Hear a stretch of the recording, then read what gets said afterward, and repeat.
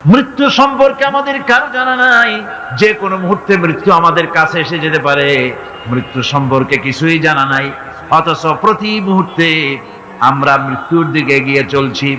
মাল সামান 100 বছর কি ধরে খাবো তাও জমা করে রেখেছি, কিন্তু এক মুহূর্তের খবর নাই। মাহফিলে এসেছি, বাড়ি যেতে পারবো নিশ্চয়তা নাই। আছে? বলেন আছে? আপনি বাড়ি যাও ভালো, বসেছেন, দাঁড়াতে পারবেন এই নিশ্চয়তা আছে? নাই। সুতরাং সূরার যে সময়ের উপরে কসম করে মূলত সময়ের অপরিসীম গুরুত্ব সম্পর্কে আল্লাহ পাক মানুষকে বুঝাই দিতেছেন। সময়ের দাম দাও। আমাদের সময় চলে যায় গান শুনতে শুনতে, আশ্চর্য মলম বিক্রি করা দেখতে দেখতে, তাস পাশা খেলতে খেলতে সময় চলে যায়, কেউ খেয়াল করে না। সময় বলতে অতীত কালও হতে পারে, আবার বর্তমানও হতে পারে। আর বর্তমান কাল কোনো কালই না। বর্তমান কাল কোনো কাল নয়। প্রতি মুহূর্তে ভবিষ্যৎ এসে বর্তমান হয়, আর প্রতি মুহূর্তে বর্তমান কি হয়? অতীত হয়ে যায়। বর্তমান কাল বলে কোনো কাল নেই। প্রতি মুহূর্তে অতীত হয়ে যাচ্ছে। এই যে আমি মাহফিলে বসছিলাম প্রথম এসে, ওইটা কি এখনো বর্তমান আছে? এই যে বর্তমান কথা বলছি, এটা অতীত হয়ে যাচ্ছে। সুতরাং বর্তমান কাল নাই। আল্লাহ পাক অল আসরের সময়ের কসম করে বলছেন। যদি আমরা চিন্তা ভাবনা করি তাহলে আমরা লক্ষ্য করব আমাদের আসল মূলধন সময়। আসল মূলধন কি? জীবনের আসল মূলধন কি? সময়। ইমাম রাজি রহমতুল্লাহ আলাইহি এই পর্যায়ে এক বুজুর্গের ব্যক্তির কথা তিনি আলোচনা করেছেন। তিনি বলেছেন যে একটা লোক, তিনি সূরা আল আসর এর ব্যাখ্যা তিনি বুঝতেছিলেন না। ব্যাখ্যাটা এই মাথার মধ্যে ঘুরপাক খাচ্ছিল, এর ব্যাখ্যা কি?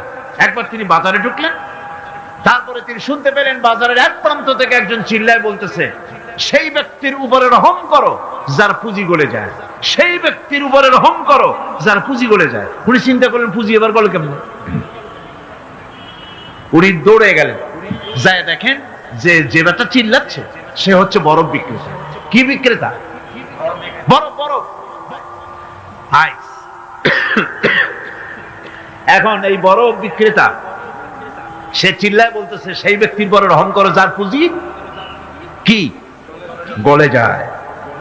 সূর্যের তাপ বাড়ছে আর বরফ গলে যাচ্ছে। সে বুঝাতে চাচ্ছে যে আমার এই বরফটা জমাট থাকা অবস্থায় তোমরা কেউ কেনো, যেহেতু আমার পুঁজি তো এর মধ্যে আমি ইনভেস্ট করেছি। এটা যদি পানি হয়ে যায় তো পানি তো কেউ কিনবে না, এটা তো যেখানে সেখানে পাওয়া যায়। বরফ পাওয়া যায় না বলি তো আমি বরফ কিনে আনছি। তোমরা আমার প্রতি দয়া করো, তাড়াতাড়ি করে বরফটা কিনে নিয়ে যাও। ইমাম রাজি রহমতুল্লাহ আলাইহি বলেন, বুজুর্গ ব্যক্তি চিৎকার মেরে বললেন, আল্লাহু আকবার, আমি কিন্তু এই বরফ বিক্রেতার ঘোষণার মধ্য দিয়ে সূরা আল আসরের তাফসীর আমি বুঝে ফেলেছি।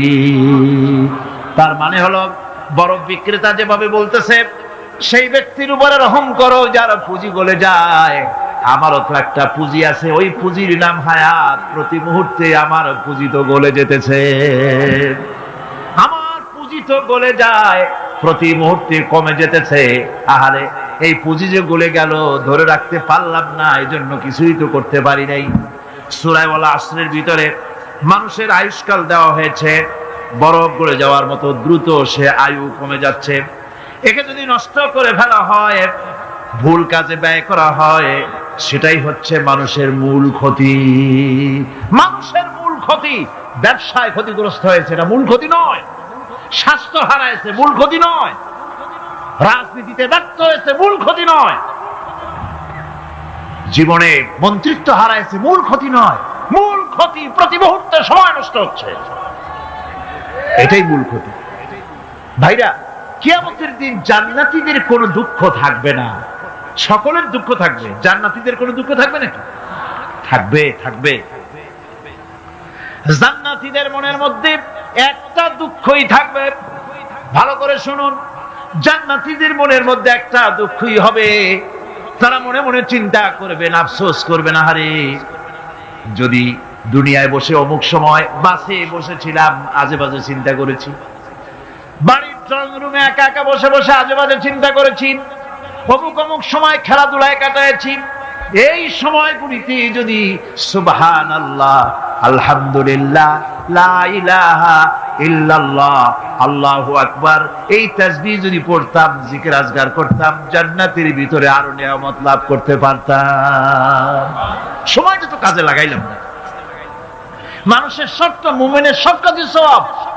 ওয়াকুলু লিন-নাসি হুসনা, মানুষের সঙ্গে ভালো ভালো কথা কও, মানুষের সঙ্গে হাসি মুখে কথা কও। একজনের সাথে হাসি মুখে কথা বললেন, আপনার একটা সদকা দেওয়ার মতো সমান সওয়াব আমলনামায় লেখা হয়ে গেল। ভালো ভালো কাম করো। বন্ধুগণ, সময় দ্রুত গতিতে চলে যাচ্ছে, মানুষের জীবন ক্ষতিগ্রস্ত হচ্ছে। ক্ষতি থেকে বাঁচতে পারবে 4টা গুণ যার মধ্যে আছে, বাকি সব ক্ষতিগ্রস্ত হয়ে যাবে। আমার ভাইয়েরা, এই কথাগুলি বলে আল্লাহ পাক যেন এরকম একটা দৃষ্টান্ত দিলেন। আপনি যদি পরীক্ষার হলে গিয়া দেখেন, ছাত্ররা পরীক্ষা দিতেছে, পরীক্ষার জন্য নির্ধারিত সময় কতটুকুন? 3 ঘন্টা। 3 ঘন্টা। 3 ঘন্টা। আপনি গিয়ে দেখলেন কোন একজন পরীক্ষার্থী পরীক্ষা দিতে গিয়ে আর একদিকে তাকায় আছে, আকাশের তারা গুনতেছে, অথবা সে গল্প করতেছে, অথবা পরীক্ষা বাদ দিয়ে আজে বাজে কিছু লিখতেছে। আপনি যেমন তাকে, ওই ছেলেটাকে আনমনা গাফেল ছেলেটাকে ঘড়ির দিকে তাকায় বলেন, এই ছেলে ওই ঘড়ির দিকে তাকাও, দেখো তোমার সময় কিন্তু চলে যেতেছে মাত্র 1 ঘন্টা, আর তুমি সময় নষ্ট করতেছো। আল্লাহ যেন স্নেহ পরবশে তামাম পৃথিবীর গোলামদেরকে, বান্দাদেরকে আঙ্গুল নির্দেশনা দিয়ে বলছেন, বান্দারা প্রতি মুহূর্তে তোর জীবনের মূল্যবান সময় চলে যেতেছে, প্রতি মুহূর্তে সময় যাচ্ছে। আল ইনসান, ইনসান বলতে শুধু মুসলমান না, ইনসান বলতে কি মুসলমান শুধু না, আল ইনসান মানব মণ্ডলী, বিশ্বের সমস্ত মানুষকে আল্লাহ বলছেন, হিন্দু, খ্রিস্টান, বৌদ্ধ, নাসারা, ইহুদি, মজুসি, মুসলমান, বিশ্বের সব মানুষকে আল্লাহ বলছেন। যেহেতু আল্লাহ স্রষ্টা, মানুষের ব্যাপারে সার্বিক কল্যাণময় কথা কে বলতে পারেন? কে বলতে পারেন? সে আল্লাহ রাব্বুল আলামিন বলছেন, সময় চলে যাচ্ছে ও পৃথিবীর মানুষেরা। এই মানুষ বলতে আল্লাহ রাব্বুল আলামিন কোন ব্যক্তি, কোন গোষ্ঠী, কোন জাতিকে বলেন নাই, বলেছেন সমগ্র মানবতাকে। এর অর্থ হচ্ছে সূরাটিতে উল্লেখ্য 4টি গুণ যদি আমল করতে পারে লোকেরা, যেই ব্যক্তি করবে, যেই সমাজ করবে, যেই রাষ্ট্র করবে, যেই গোষ্ঠী করবে, যেই জাতি করবে, তারাই ক্ষতি থেকে বেঁচে যাবে। আর যারা করবে না, তারা ক্ষতিগ্রস্ত হবে। কি হবে বলুন?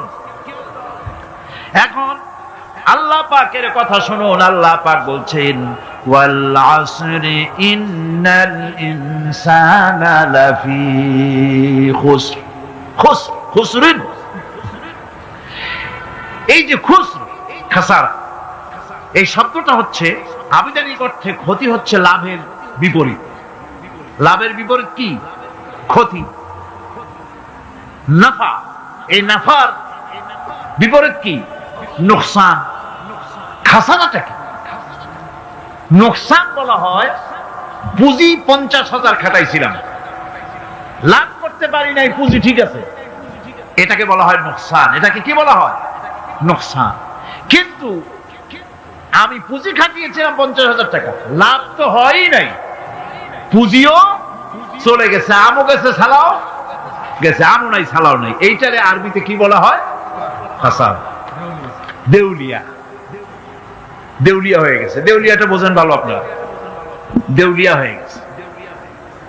কোরআন লাভ বা সাফল্যের ধারণা যেমন নিছক পার্থিব নয়, সমৃদ্ধির কথা শুধু পার্থিব নয়, জন্ম থেকে শুরু করে মৃত্যু পর্যন্ত কোরআনের লাভের কথা যখন বলা হয়, তখন জন্ম থেকে মৃত্যু পর্যন্ত, আখিরাত পর্যন্ত, কিয়ামত পর্যন্ত। ক্ষতিটাও জন্ম থেকে শুরু করে মৃত্যু পর্যন্ত, কিয়ামত পর্যন্ত ক্ষতিটাও। এই ক্ষতি থেকে বাঁচবার জন্য কোরআনে কারিমে বিভিন্ন জায়গায় এই খাসারা শব্দ ব্যবহার করা হয়েছে। আল্লাহ রাব্বুল আলামিন বলছেন, ওয়ামান খাফফাত মাওয়াজিনুহু ফাউলাইকাল্লাযীনা খাসিরু আনফুসাহুম বিমা কানু বিআয়াতিনা ইয়াযলিমুন। যাদের পাল্লা ভারী হবে কিয়ামতে, তারাই হবে সফল কাম। আর যাদের পাল্লা হালকা হবে, নেকির পাল্লা যাদের হালকা হবে, তারা হবে ক্ষতিগ্রস্ত। তারা নিজেদের নিজেরাই ক্ষতি সাধনকারী হবে কিয়ামতের দিন। কাজে মানুষের জীবনের সমুদয় কার্যাবলীর ভালো অংশ যদি খারাপ অংশের উপরে বিজয়ী হয়, তারপরে খারাপ অংশ পাওনাদারদের দিয়ে টিয়া, এরপরে যদি নেকি কিছু বাকি থাকে, তাহলে বোঝা গেল লোকটা কিয়ামতে নাজাত পাবে। আর যদি ভালো কাজের উপরে খারাপ কাজ বিজয়ী হয়ে যায়, আর সমস্ত পাওনাদারদেরকে পাওনা মিটাইয়া তারপরও পাপ বাকি থেকে যায়, এক চাইতে খাসারা পৃথিবীতে, আকাশে জমিনে কিছু আর হবে না। এর থেকে বাঁচার জন্য আল্লাহ পাক, এই খাসারা থেকে বাঁচার জন্যই মানুষকে এই কথা বলছে। এই কথাটি কোরআনে কারিমের অন্য একটি আয়াতে আরো সুন্দর করে বলা হয়েছে, যারা নাকি এই দুনিয়ার বুকে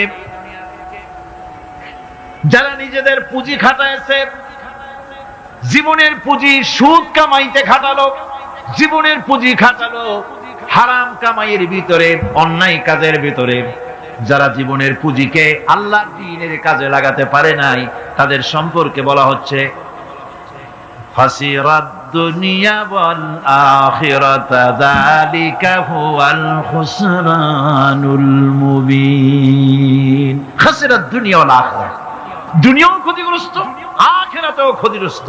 এটা হচ্ছে তার জন্য সুস্পষ্ট ক্ষতি, এর থেকে বড় ক্ষতি আর কিছুই হতে পারে না।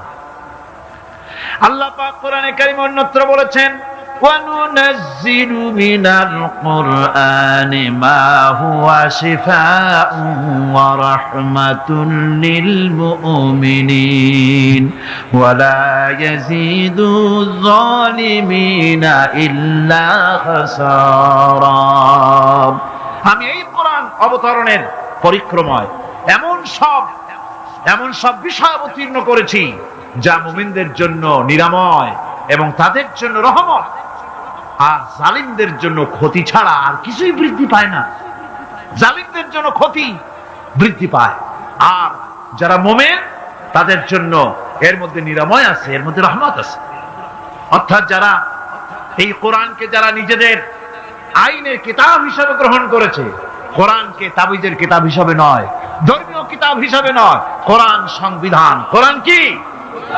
কোরআনকে যারা সংবিধান হিসাবে মেনে নিয়েছে, কোরআনকে যারা সংবিধান হিসাবে গ্রহণ করলো, ব্যক্তি, পরিবার, সমাজ, রাষ্ট্রে, তাদের যাবতীয় মানসিক, বুদ্ধিবৃত্তিক, নৈতিক, তামাদ্দুনিক রোগের নিরাময় হবে, এর দ্বারা শান্তি হবে।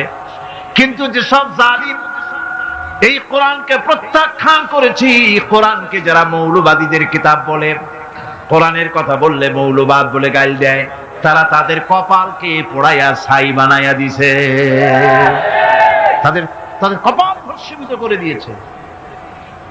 আমার দেশে, এই দেশটা কি মুসলমান বেশি না অন্য জাতি বেশি? কোন?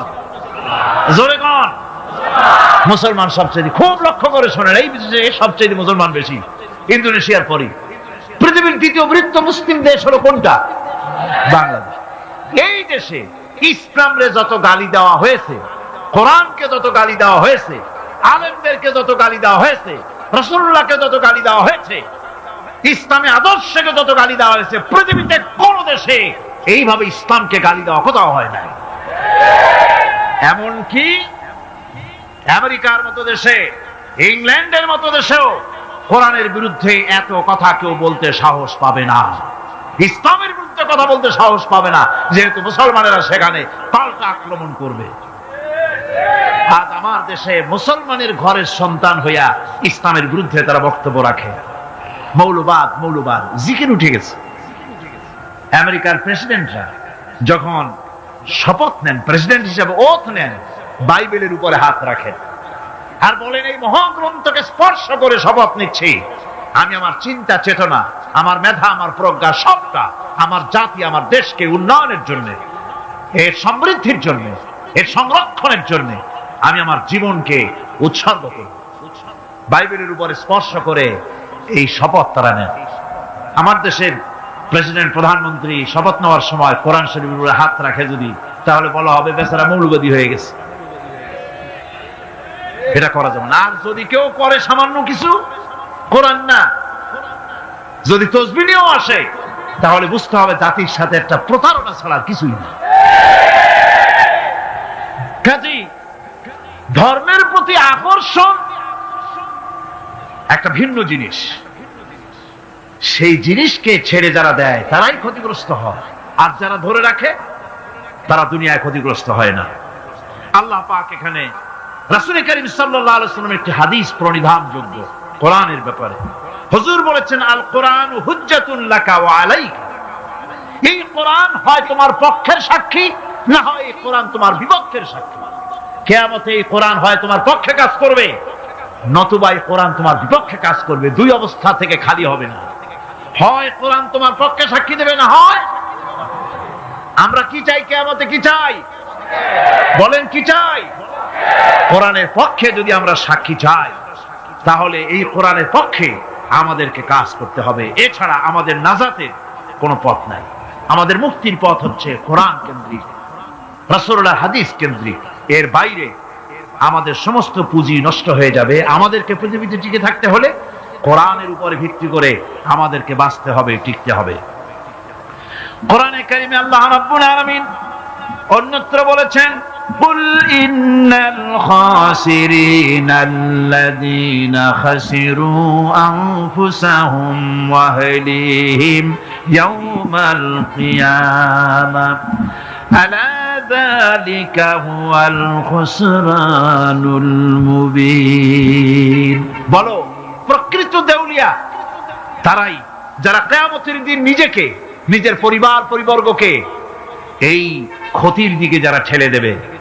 ভালো করে শুনে নাও, এটি হচ্ছে সুস্পষ্ট ক্ষতি, সুস্পষ্ট দেউলিয়াপনা।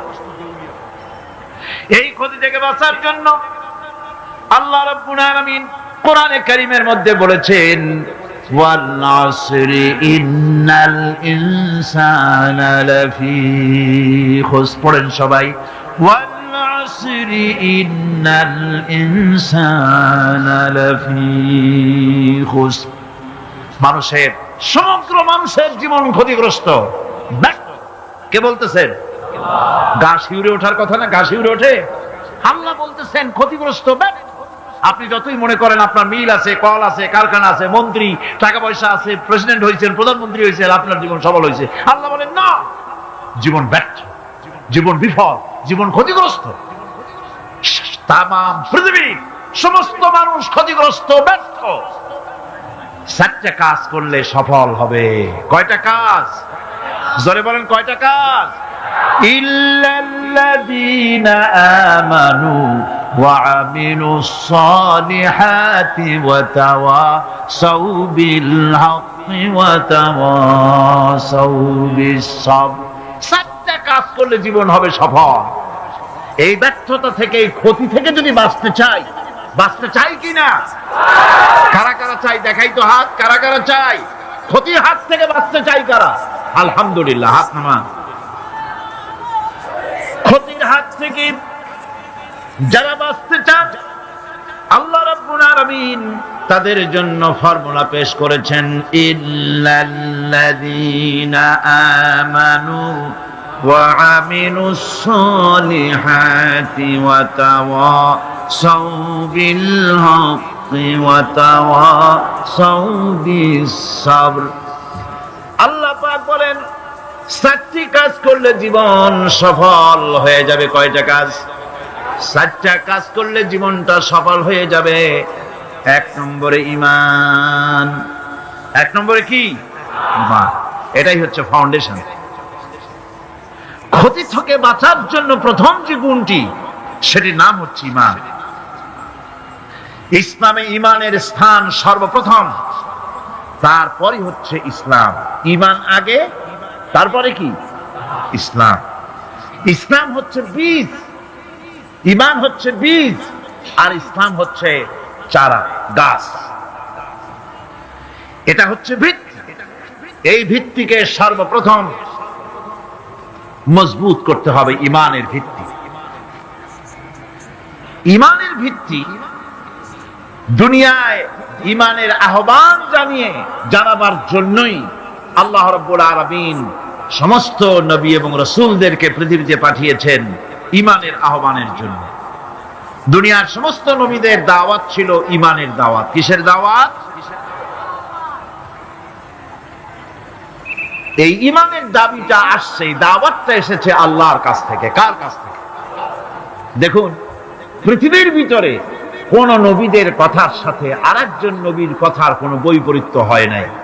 সমস্ত নবীদের কথা একরকম ছিল। কয় রকম? একজন নবীর সঙ্গে তার বক্তব্যের সাথে আরেকজন নবীর বক্তব্যের কোনো গুণগত মৌলিক কোনো পার্থক্য ঘটে নাই, অসঙ্গতি হয় নাই। কারণ নবীরা আম্বিয়া আলাইহিমুস সালাম নিজেরা বানিয়ে কথা রচনা করে তারা মানুষের সামনে পেশ করে নাই। সমস্ত নবীদের কাছে যত দাওয়াত এসেছে একটা অফিস থেকে এসেছে। সে অফিসটা হচ্ছে কার? আল্লাহ রাব্বুল আলামিনের। তাই দুনিয়ার সমস্ত পয়গম্বরদের দাওয়াত ছিল না ইলাহা ইল্লাল্লাহ, লা ইলাহা ইল্লাল্লাহ, লা ইলাহা, লা ইলাহা ইল্লাল্লাহু মুহাম্মাদুর রাসূলুল্লাহ। এটাই ছিল সমস্ত নবীদের দাওয়াত। কোরআনে কারীম তার ধারক এবং বাহক সম্পর্কে বলে যে তিনি যে দাওয়াত দিয়েছেন সে দাওয়াতটা হলো ঈমানের দাওয়াত। আমাদের নবী তিনি এসে যে দাওয়াত দিয়েছেন সে দাওয়াতটা কিসের? কোরআনে কারীম বলছি, রব্বানা ইন্নানা সামি'না মুনাদিয়ান ইউনাদি লিল ঈমান। হে আমাদের রব, নিশ্চয়ই আমরা এমন একজন আহ্বায়কের আহ্বান শুনেছি যিনি আমাদেরকে ঈমানের দাওয়াত দিয়েছেন। এমন কোন পয়গম্বর নাই দুনিয়ায় যিনি ঈমানের দাওয়াত দেন নাই।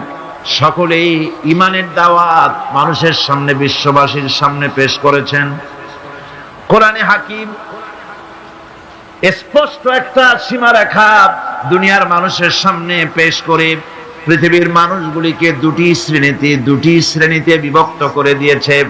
একটি হচ্ছে ঈমান পোষণকারী, আরেকটি হচ্ছে অবিশ্বাসী। একটা ঈমান পোষণকারী আর একটা অবিশ্বাসী।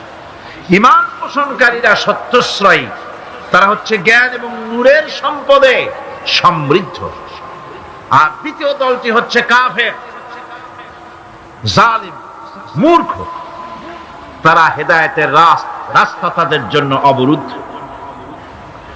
কোরআনে কারীম এই দুইটি দল সম্পর্কে উল্লেখ করতেছেন, মাসালুল ফারিকাইনি কাল আ'মা ওয়াল আসাম্মি ওয়াল বাসীরি ওয়াস সামিম হাল ইয়াস্তাবিয়ানি মাসালান আফালা।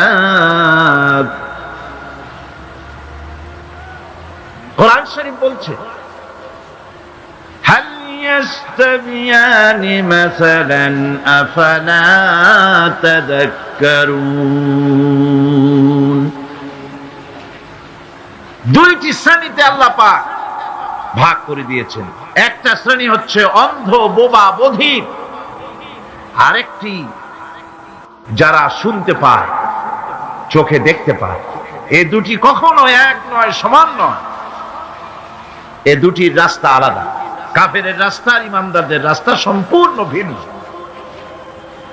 আল্লাহ রাব্বুল আলামিন ঈমান এবং কুফরের পার্থক্য বলে দেওয়ার জন্য গোটা মানব জাতির মধ্যে স্পষ্ট করে বলেছেন, লা ইকরাহা ফিদ-দীন ক্বাদ তাবায়্যানার রুশদু মিনাল গায়ব।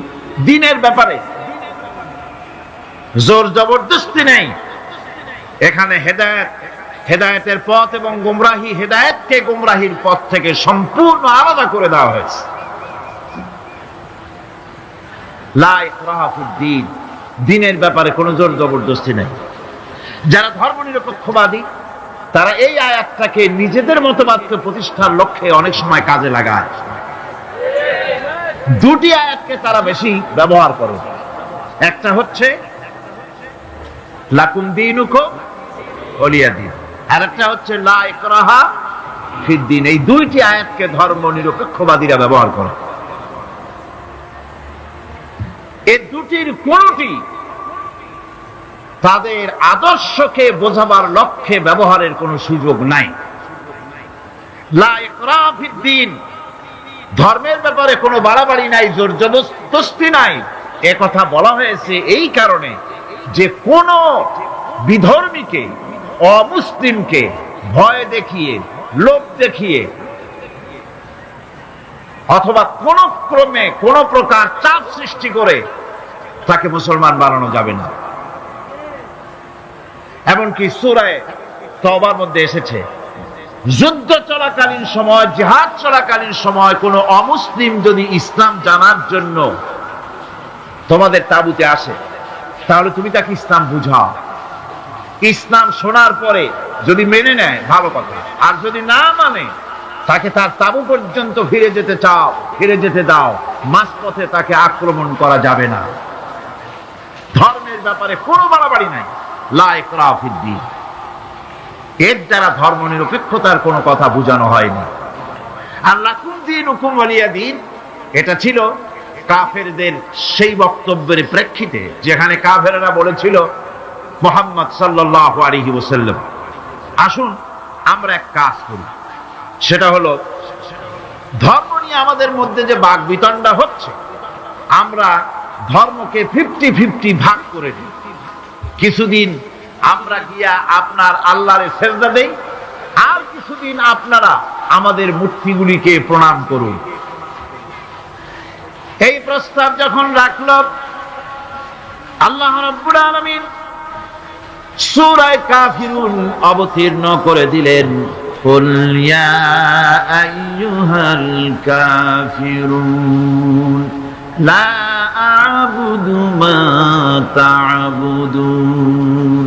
হে কাফেরেরা, হে অবিশ্বাসীরা, নবী আপনি বলুন, হে অবিশ্বাসীরা, তোমরা যার ইবাদত করো আমরা তার ইবাদত করি না, আবার আমরা যার ইবাদত করি তোমরাও তার ইবাদত করো না। সুতরাং লাকুম দীনুকুম ওয়ালিয়া দীন, সুতরাং তোমাদের দিন তোমাদের জন্য, আমাদের দিন আমাদের জন্য। এখানে নিরপেক্ষতার কথা বলা হয় না, এখানে পক্ষের কথা বলা হয়েছে। কিসের পক্ষ? ধর্মের পক্ষ। কিসের পক্ষ? হিন্দু, খ্রিস্টান, বৌদ্ধ, তোমরা তোমাদের ধর্মের পক্ষে থাকো। মুসলমান, তোমরা তোমাদের ধর্মের পক্ষে থাকো। ধর্মের ব্যাপারে নিরপেক্ষ হওয়ার কোনো সুযোগ নাই। আছে নাকি সুযোগ? আমি পার্লামেন্টে বলেছি এই কথা, যে একটা ধর্মের উপরে বিশ্বাস করে নিজেকে একটা ধর্মের পক্ষের ব্যক্তি হিসাবে ঘোষণা করে কেউ বলছে, দাবি করছে আমি হিন্দু, কেউ বলছে আমি বৌদ্ধ, কেউ বলছে আমি খ্রিস্টান, কেউ বলছে আমি মুসলমান। নিজেকে একটা ধর্মের বিশ্বাসী ঘোষণা করার পর আমি ধর্ম নিরপেক্ষ, এই কথাটা মিথ্যা, বানোয়াট, জালিয়াতি, প্রতারণা, মুনাফিক। কোন ধর্মের অনুসারী ব্যক্তি ধর্ম নিরপেক্ষ হতে পারে না। কেবলমাত্র নাস্তিক, যারা আল্লাহরে মানে না, আল্লাহকে স্বীকার করে না, ওরা বলতে পারে আমরা ধর্ম নিরপেক্ষ, ধর্মের ব্যাপারে আমরা নিরপেক্ষ, গুলো মানি না, বিশ্বাস করি না। কিন্তু যারা ধর্মে মানে, সেদের যে ধর্মেরই হোক না কেন, সে ব্যক্তি ধর্ম নিরপেক্ষ যদি দাবি করে, এটা মিথ্যে কথা, এটা মুনাফিকি ছাড়া কিছু হতে পারে না। মুসলমানকে, যে কোনো জাতিকে যে ধর্মে আছে ধর্মের পক্ষে থাকায় কথাই বলা হয়েছে। এখন আমি বলতেছিলাম ইমানের কথা। ইমান আগে আনতে হবে। ইমান সম্পর্কে আল্লাহ রাব্বুল আলামিন বলতেছেন, ইমান হলো আগে, তারপরে ইসলাম।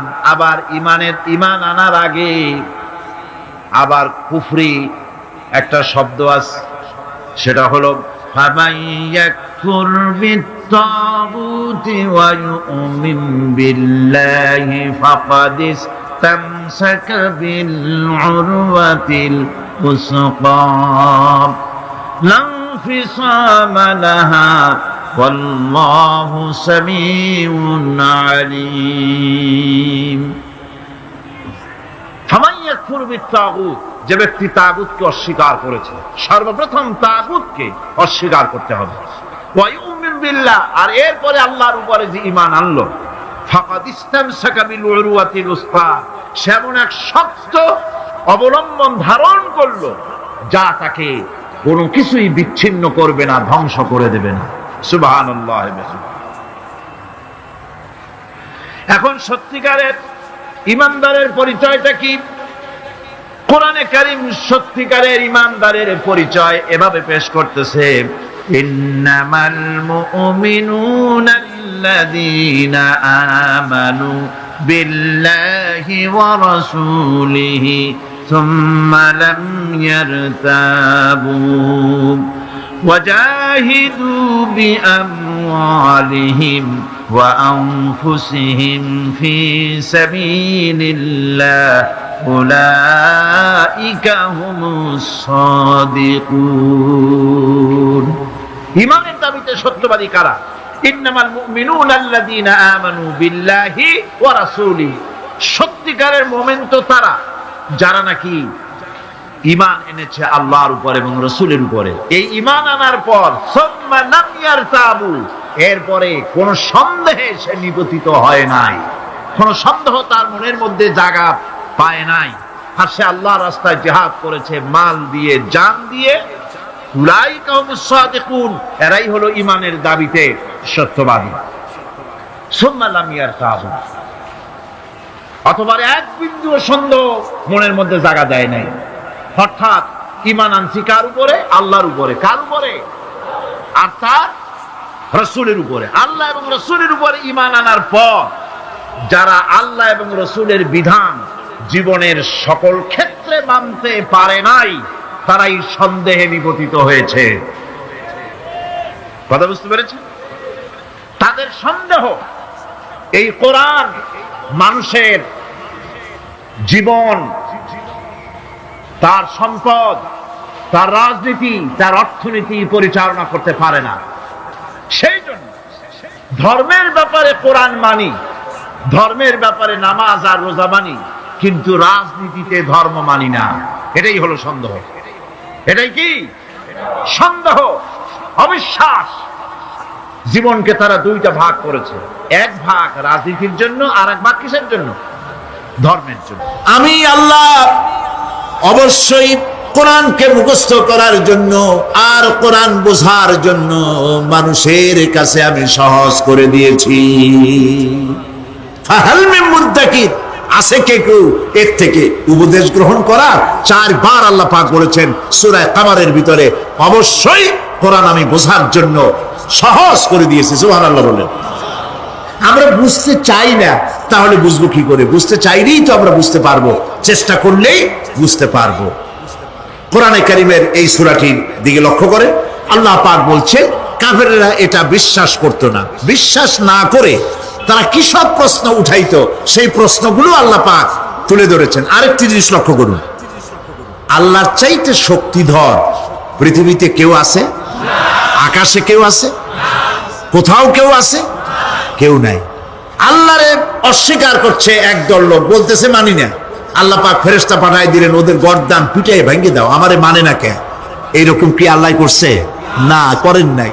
ওরা বলে পরকাল মানি না, আল্লাহরে মানি না। আল্লাহ পাক কোরআনে যুক্তি দিয়েছেন, আর নবী করিম সাল্লাল্লাহু আলাইহি ওয়াসাল্লামকে বলেছেন, ইন্নামা আনতা মুযাক্কিরুন লাস্তা আলাইহিম বিমুসাইতির। হে নবী, উপদেশক করে আপনাকে পাঠিয়েছি, আপনাকে লাঠি চার্জ করার জন্য পাঠাই নাই। আপনি দারোগা নন, আপনি প্রচারক। মানুষকে উপদেশ দিন সুন্দর সুন্দর ভাষায়, উদউ ইলা সাবিলি রাব্বিকা বিল হিকমাতি ওয়াল মাউইজাতিল হাসানা, মিষ্টি মিষ্টি ভাবে, সুন্দর ভাবে, সুকৌশলে মানুষকে ভালো ভালো কথাগুলি সুন্দর করে বুঝিয়ে দিন। সুবহানাল্লাহ বলেন। এখন এই কাফেররা বলছে পরকাল বুঝি না, এটা কেমনে হয়? আমরা অস্বীকার করি, মানি না। আল্লাহ পাক সাথে সাথে ফেরেশতা দিয়ে কারো ঘাড় মটকান নাই, কিন্তু পারতেন না? পারতেন না? আরে ভাই বলেন না কেন, পারত কি না? অবশ্যই পারতেন, কিন্তু তা করেন নাই। প্রত্যেকটি কথা যুক্তি দিয়ে, হাজারো যুক্তি দিয়ে আল্লাহ পাক বুঝাইছেন। সুবহানাল্লাহ। কাফেরেরা প্রশ্ন করল, তারা বলতো আমাদের এই জীবন শেষ, মৃত্যুর পরে আমাদের আর নতুন করে ওঠা লাগবে না। ওরা বলতো ইন্না হাউলানি লায়াকুলুনা ইন হিয়া ইল্লা মাউতাতুনাল উলা ওয়া মা নাহনু বিমুনশারিন। তারা বলতো এই জীবনটাই আমাদের শেষ, এইখানে আমরা মৃত্যু ছাড়া, আমাদের এই জীবন ছাড়া আর কিছুই নাই, আর আমাদেরকে পুনরুত্থিত করা হবে না। পরিষ্কার তারা বলতো যে আমাদেরকে পুনরুত্থিত করা হবে না। এরপরে তারা আরো বলতো মা নাদরি মাসসাআতু ওয়ান নাযুন্নু ইল্লা যান্না ওয়া মা নাহনু বিমুস্তাইকিনিন। ওরা বলতো কিয়ামত কি জিনিস তা আমরা জানি না, আমরা বুঝি না, আমরা শুধু অনুমান করি মাত্র, আর আমাদের বিশ্বাস হলো আমাদেরকে কখনোই উঠানো হবে না, পুনরুত্থিত আমরা হব না। প্রিয় ভাই সব, এইভাবে তারা পরকালকে অস্বীকার করার কথাগুলি তারা বলতো। কাফেরেরা প্রশ্ন তুলতো আমরা আর আমাদের মৃত্যুর পরে আর আমাদেরকে জিন্দা করা হবে না। আখিরাতের জীবন সম্পর্কে কাফেরেরা আরো বলতো ওয়াকালু আইযা কুন্না ইযামান ওয়া রুফাতান আইন্না লামাবউসুনা খালকান জাদীদা। তারা বলতো যে আমরা মরে যাওয়ার পর আমাদের গোশতগুলি মিশে যাবে, হাড্ডি গুড্ডিগুলি পচে যাবে, এরপরে আমাদেরকে নতুন করে চিন্তা করা হবে। এটা মাথার মধ্যে ঢোকে না, কি আশ্চর্য ধরনের কথাটা হবে কি করে?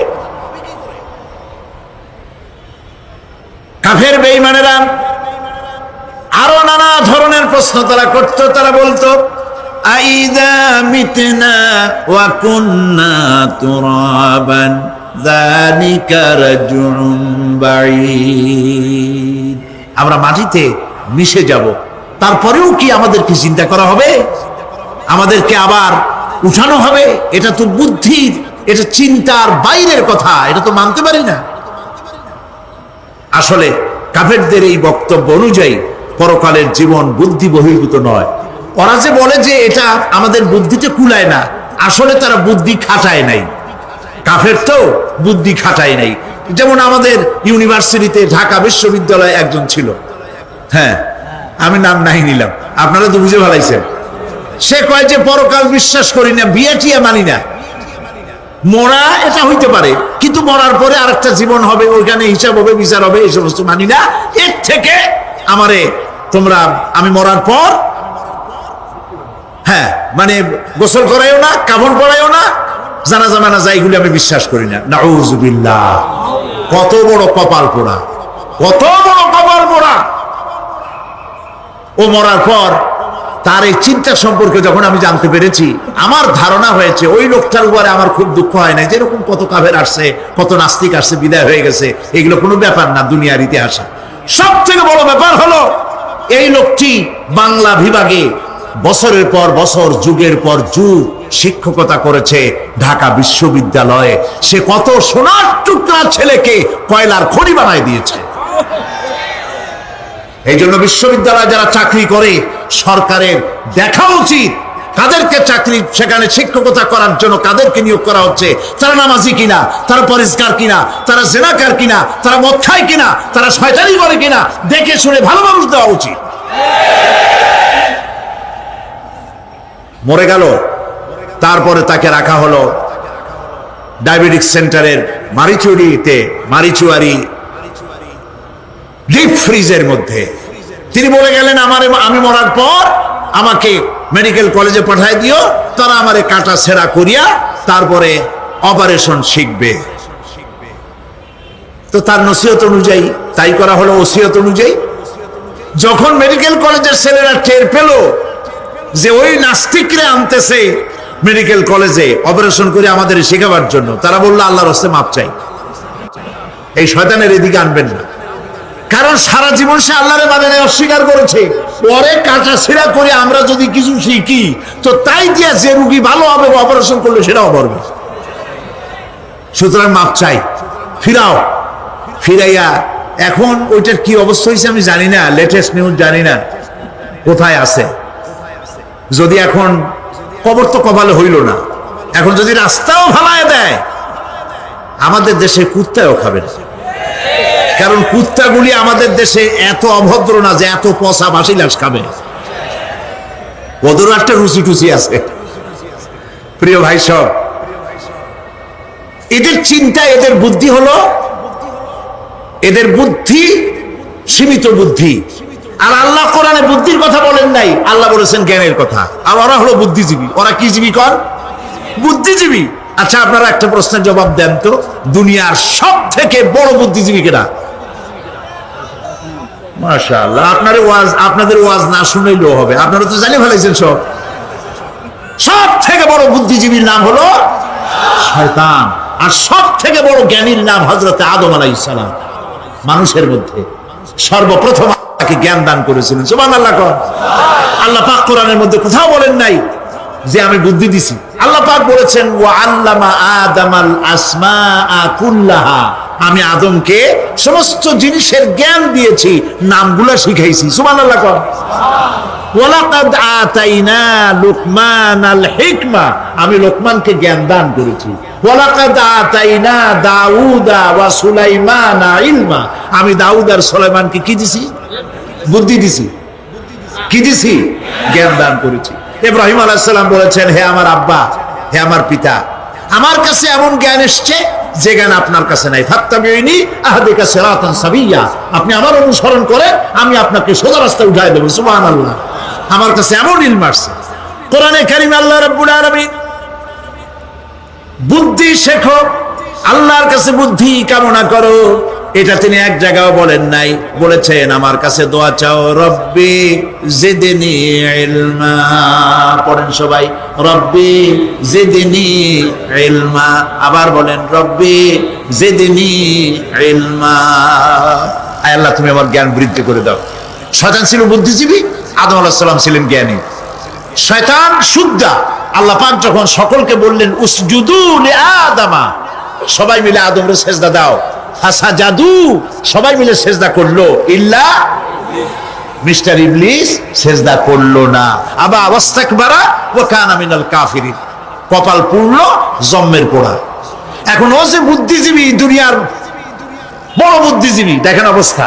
আল্লাহ পাক জিজ্ঞেস করলেন, ইবলিস রে, আমার হুকুমটা তুই মানলি না কেন?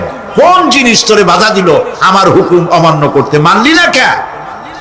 ও তখন, ও তো বুদ্ধিজীবী, বুদ্ধির আশ্রয় নিয়েছে। সে বলছে, আল্লাহ পাক, এটা মানি নাই একটা বৈজ্ঞানিক কারণেই, একটি দার্শনিক কারণেই মানতে পারি নাই। কারণ হচ্ছে খালাকতানি মিন নার ওয়া খালাকতাহু মিন তিন, তারে বানাইছো মাটি দিয়া, আমারে বানাইছো আগুন দিয়া, আনা খায়রুম মিনহু, আমি ওর থেকে অনেক ভালো। নাউযুবিল্লাহ। কত বড় কপাল পোড়া। আগুনের গতি হলো ঊর্ধ্বমুখী, মাটির গতি নিম্নমুখী। ঊর্ধ্বগতি সম্পন্ন একটা জিনিসকে নিম্নমুখী জিনিসের সামনে মাথা নত করতে বলা তোমার একটা অবৈজ্ঞানিক অদার্শনিক হুকুম হয়ে গেছে। নাউযুবিল্লাহি মিন যালিক। আল্লাহ পাক বললেন, ইন্নাকা রাজিম, মরদুদ, বিতাড়িত, সব আমল বরবাদ করে দিলাম। দেখেন, অপরাধ শয়তান করেছে, অপরাধ আদম আলাইহিস সালামও করেছে। একজন অপরাধ করে শয়তান হয়ে গেল, আর একজন অপরাধ করে আল্লাহর পয়গম্বর হয়ে গেল। সুবহানাল্লাহ বলবেন না? কেন? কারণ হলো শয়তান বুদ্ধিজীবী, বুদ্ধির আশ্রয় নিল। আদম আলাইহিস সালাম তিনি বুদ্ধির আশ্রয় নেন নাই, তিনি আকলের, তার জ্ঞানের কাছে তিনি আশ্রয় নিয়েছেন। অর্থাৎ তিনি চিন্তা করতেছিলেন যে আল্লাহ পাক আমাকে নিষেধ করলেন একটা গাছের কাছে যেতে, আমিও গেলাম, বউও গেল, যা নিষেধ করলেন সেটা করলাম। এখন যদি আল্লাহ আমারে প্রশ্ন করেন যে আমার হুকুম অমান্য করলা কেন, কি জবাব দেব? আদম আলাইহিস সালাম জবাব খুঁজে পাচ্ছিলেন না। কিন্তু আমি ওই আয়াত তেলাওয়াত করার পর সর্বপ্রথম সেই ছাত্র জীবনে আমি চিন্তা করলাম জবাবটা একটা দিতে উনি পারতেন। ছাত্র মানুষের মধ্যে তো নানান চিন্তা আসে। তা আমার চিন্তা আসলো উনি একটা জবাব তো দিতে পারতেন, আমাদের আবাল বাসার একটা জবাব তো দিতে পারতেন, এই যে আল্লাহ পাক সবই ঠিক আছে, অপরাধ আমি করেছি, ভুল আমি করেছি, কিন্তু আমার এটা জানতে ইচ্ছে হয় জান্নাতের সমস্ত নাজ নেয়ামত আমার জন্য তুমি জায়েজ করে দিলা, যে গাছটার কাছে যাওয়া যাবে না, ফল খাওয়া যাবে না, এরকম একটা গাছ জান্নাতের মধ্যে বানাইয়া আমার বিপদে ভালাইলা কেন? এরকম একটা জবাব তিনি দিতে পারতেন, কিন্তু তিনি দেন নাই, কারণ তিনি বুঝতে পেরেছেন মহাশক্তিধর আকাশ আর জমিনের মালিক আল্লাহ রাব্বুল আলামিনের সামনে আর্গুমেন্ট চলে না,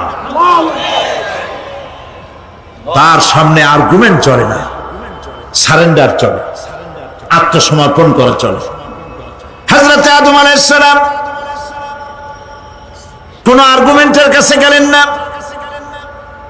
কেঁদে কেঁদে অস্থির হয়ে যাচ্ছেন। আল্লাহ রাব্বুল আলামিন যখন প্রশ্ন করবেন, আদম রে আমার হুকুম ভাঙলি কেন, অমান্য করলি কেন, কি জবাব দেব? আর ঠিক সেই মুহূর্তেই রব্বুল আলামিন প্রশ্ন করলেন, আদম রে আমার হুকুম অমান্য করলে কেন? হযরত আদম আলাইহিস সালাম কোন বুদ্ধির আশ্রয় না নিয়া তার জ্ঞান তাকে বলে দিল, আল্লাহ তাকে কালেমা শিখাই দিলেন। উদ্বুদ্ধ হয়ে তিনি আল্লাহ রাব্বুল আলামিনের সামনে মাথা নত করে দিয়ে বললেন, রব্বানা যালামনা আনফুসানা ওয়া ইল্লাম তাগফির লানা ওয়া তারহামনা লানাকুনান্না মিনাল খাসিরিন। রব্বানা যালামনা, হে আল্লাহ আমি আমার নফসের পরে, যালামনা আনফুসানা আমি আমার নফসের পরে জুলম করেছি, অত্যাচার করেছি, ওয়া ইল্লাম তাগফির লানা তুমি যদি আমাকে ক্ষমা না করো। জ্ঞান কত দেখেন, শুধু ক্ষমা চান নাই, বলেছেন তুমি যদি আমাকে ক্ষমা না করো, ওয়া তারহামনা আর যদি দয়া না করো, লানাকুনান্না মিনাল খাসিরিন আমি ক্ষতিগ্রস্ত হয়ে যাব। কতটা জ্ঞানের অধিকারী তিনি! তিনি এটা বললেন না যে শুধু মাফ করে দাও, শুধু মাফ করলে হবে না, মাফও করা লাগবে, আর আগে যেমন দয়া করতে স্নেহ করতে সেটাও করা লাগবে। সুবহানাল্লাহ। আল্লাহ পাক রাজি হয়ে গেলেন, রাজি হন নাই? আল্লাহ রাব্বুল আলামিন হযরত আদম আলাইহিস সালামকে শুধু ক্ষমা করলেন না, ক্ষমাও করলেন, আর নবীর মর্যাদা দিয়ে আল্লাহ রাব্বুল আলামিন দুনিয়ায় পাঠাইয়া দিলেন। সুতরাং বুদ্ধি দিয়ে কাফেররা বুদ্ধির আশ্রয় গ্রহণ করে সর্বনাশ করেছে, যে পরকাল হইতে পারে না, মরে যাব আবার উঠবো, আবার এই শরীর কেমনে তৈরি হবে, এইটা তাদের বুদ্ধিতে কুলায় নাই। কিন্তু বুদ্ধি দিয়া চিন্তা করলে বোঝা যাইতো যে হ্যাঁ পরকাল একটা হইতে পারে। আর একটা কথা বলি, সেটা হলো এই, বহুত মানুষ আছে পরকাল বিশ্বাস করে না, আছে না? এমন আছে। এখন আমরা বিশ্বাস করি পরকাল, আমরা কারা কারা বিশ্বাস করি হাত উঁচু করে দেখান তো, আলহামদুলিল্লাহ বলি, বলেন আলহামদুলিল্লাহ। এখন যারা বিশ্বাস করে না তাদেরকে জানাতে চাই, আমরা যারা পরকালে বিশ্বাস করি, তাহলে পরকাল যদি না হয়, কিয়ামত যদি না হয়, বিচার আচার যদি কিছু না হয়, আমরাও বেঁচে গেলাম, আপনারাও বেঁচে গেলেন। কিন্তু সত্য সত্যই যদি পরকাল একটা হয়, বিচার যদি হয়, আমরা বেঁচে যাব, ফেসে যাবা তোমরা। প্রিয় ভাই সব, আল্লাহ রাব্বুল আলামিন সুন্দর করে বুঝাচ্ছেন, দেখো পরকাল কেন হবে, এটা বুদ্ধি দিয়ে চিন্তা করো, জ্ঞান দিয়ে চিন্তা করো। সারা বছর ব্যবসা করার পর হিসাব নিকাশের একটা দিন আসে, আসে না? বলেন আসে কিনা? হিসাব নিকাশের একটা দিন আসে সারা বছর ব্যবসা করার পর, সারা বছর লেখাপড়া করার পর, তারপরে কি বলে পরীক্ষা দেওয়ার একটা দিন আসে, আসে না? তো সারা জীবন আপনি এখানে কাজবাজ করবেন, এখানে আপনি ভালো করলেন মন্দ করলেন, এর কোনো জবাব হবে না, বিচার হবে না। এটা পাগলে চিন্তা করতে পারে, আর পাগলেরা চিন্তা করে বলেই তারা বলে, পাগলেরই এটা কথা, মাটির পুতুল যেমনে নাচায় তেমনে নাচি, পুতুলের কি দোষ? মরিয়া দেখেন, এই গান যারা বিশ্বাস করে, মরিয়া দেখেন অবস্থাটা কি হয়। ফেরেশতারা আসা ধোপায় যেমন কাপড় আশ্রায়, ওই রকম ঠ্যাং ধরিয়া কবরের মধ্যে আশ্রাবে, আর বলবে যেমনে আশ্রায় তেমনে আশ্রাই, ফেরেশতার কি দোষ? কাজে এই পৃথিবী শেষ কথা নয়, মৃত্যু অবধারিত, মরা লাগবে না।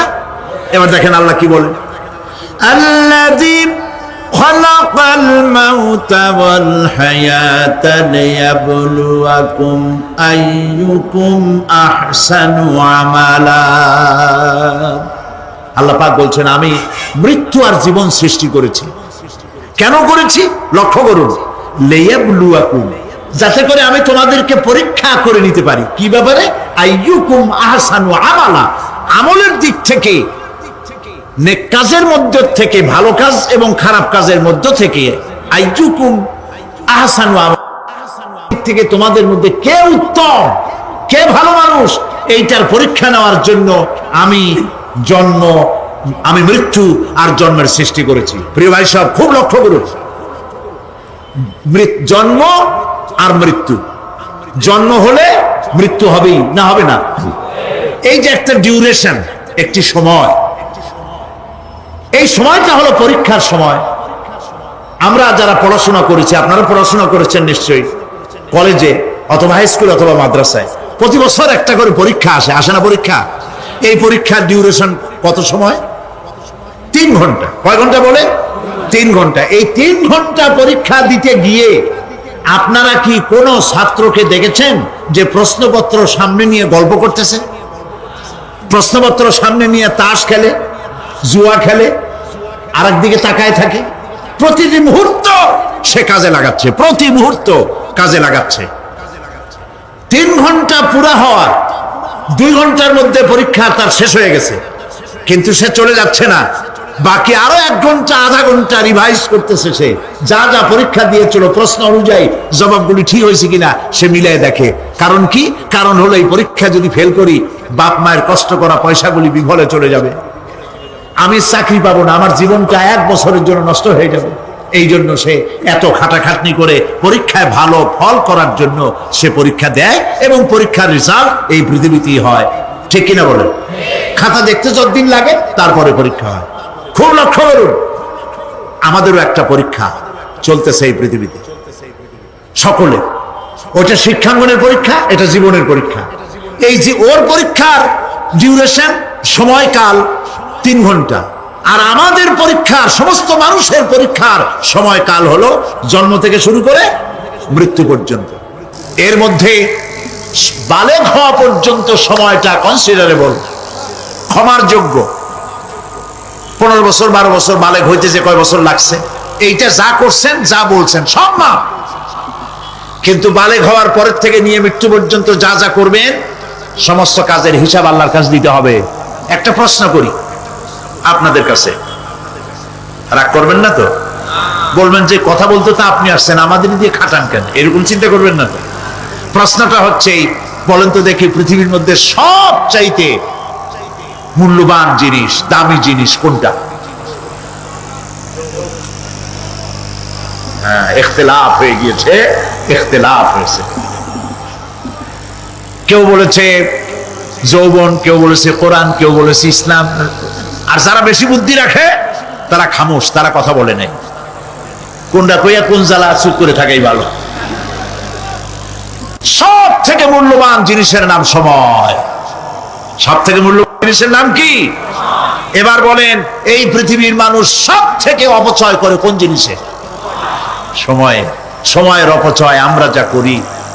বাড়িতে আজকে রাত্রে ক্যালকুলেটর, কম্পিউটার, ক্যালকুলেটর না থাকে যদি কাগজ কলম হাতে নেন।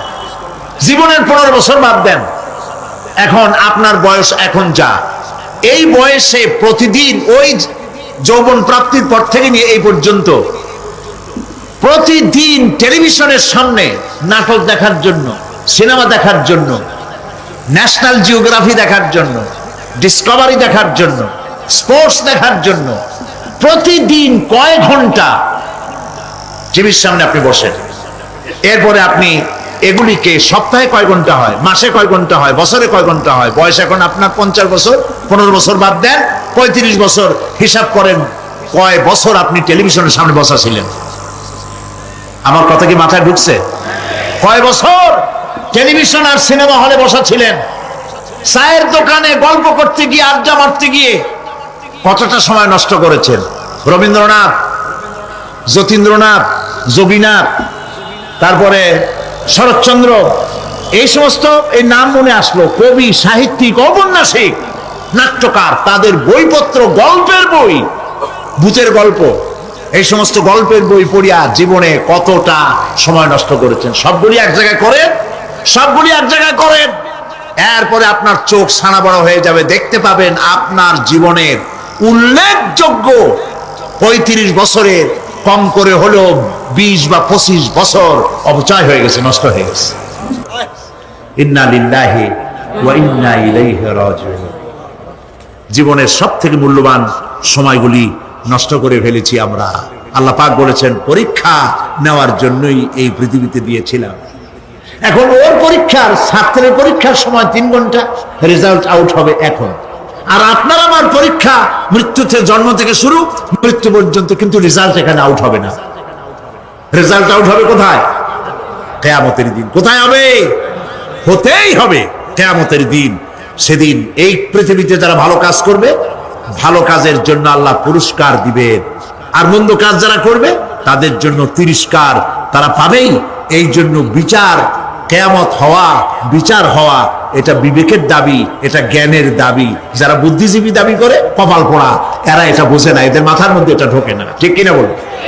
প্রিয় ভাই সব, কিয়ামত হবে এবং কিয়ামতে আল্লাহর দরবারে আমাদের সকলকে উঠতে হবে, এতে কোনো সন্দেহের অবকাশ নাই। এবার দেখেন আল্লাহ পাক এবার যুক্তি দিয়ে বুঝাচ্ছেন। সুবহানাল্লাহ বলেন। তোমরা যারা বলো যে মরে যাব, পচে যাব, মাটির সাথে মিশে যাব, আবার জিন্দা হব কেমনে? আল্লাহ বলে কেমনে জিন্দা হবা বুঝাই। সুবহানাল্লাহ বলেন। আল্লাহ রাব্বুল আলামিন বলেন, আল্লাহুল্লাযী আরসালার রিয়াহা ফাতুসিরু সাহাবা فسقناه إلى بلد ميت فأحيينا به الأرض بعد موتها كذلك النشور। আল্লাহ পাক বলেন, লক্ষ্য করে দেখো, সমুদ্রের লবণাক্ত পানিগুলি বাষ্পীয় আকারে মেঘমালায় পরিণত করে দেই, আর বাতাসকে হুকুম করি মেঘটাকে টেনে নিয়ে যাও অমুক জায়গায়। আল্লাহ যেখানে বৃষ্টি দিতে চান, বাতাস মেঘকে ঠেলে নিয়ে সেখানে নিয়ে আসে, বৃষ্টির পানিগুলি পড়ল। আল্লাহ পাক বলেন, আকাশের সেই বৃষ্টির পানি দিয়া মরা জমিনকে আমি জিন্দা করে দিলাম। ফাআহিয়ানা বিহিল আরদা বাদা মাউতিহা। এই মৃত্যু জমিনকে আমি জিন্দা করলাম, সেখানে তুমি বীজ বপন করলে, সেই বীজগুলি, বীজের মাথা ফাটাইয়া চারাগুলি কে বাড়ি করে দিল? মাটির আস্তরণ, মাটির আস্তরণের মধ্যে কদুর বিচি, লাউর বিচি। আপনারা কদু কর না লাউ বলেন? যেটাই হোক, বুঝলেই হইল, কদু অথবা লাউ একই কথা। অথবা যে কোনো শাক সবজি, উদ্ভিদ, এর চারা, এর বীজ মাটিতে দেওয়া হলো, মাটিটা ফেটে চারা, যে পাতা দুটো বেরিয়ে আসলো, এই পাতা কি শক্ত না নরম? তাহলে মাটিটা ফাটাইয়া পাতা দুটো বাইর করে দিল কে? সুবহানাল্লাহ বলে। রব্বুল আলামিন দৃষ্টান্ত দিয়ে বুঝাচ্ছেন, আলাম ইয়াকুন নুতফাতাম মিন মানিয়্যিন ইউমনা সুম্মা কানা আলাকাতান ফাখালাকা ফাসাওয়া فجعل منه الزوجين الذكر والأنثى। আল্লাহ পাক বলেন, মানুষকে নিকৃষ্টতম মাতৃগর্ভে নিক্ষিপ্ত এক ফোঁটা পানি ছিল না, আমি তার থেকে আকার আকৃতি দিয়ে সুগঠিত করে মানুষের আকার দান করেছি, আর মায়ের পেটের ভিতরে আমি নারী আর পুরুষ বানাইছি, কন্যা সন্তান এবং পুত্র সন্তান বানাইছি। সুবহানাল্লাহ। এখন মানুষে কয় যে আমরাও পারি। এই যে ক্লোনিং সিস্টেম একটা শুরু হয়েছে, শুনছেন আপনারা? কথা না কইলে বুঝি কি? ক্লোনিং পদ্ধতি। এটি ক্লোনিং পদ্ধতি, বিজ্ঞানীরা যারাই কাজটা করতেছে, তারা বিশ্ব সভ্যতাকে বিনষ্ট করার একটি মারাত্মক কাজে তারা হাত দিয়েছে।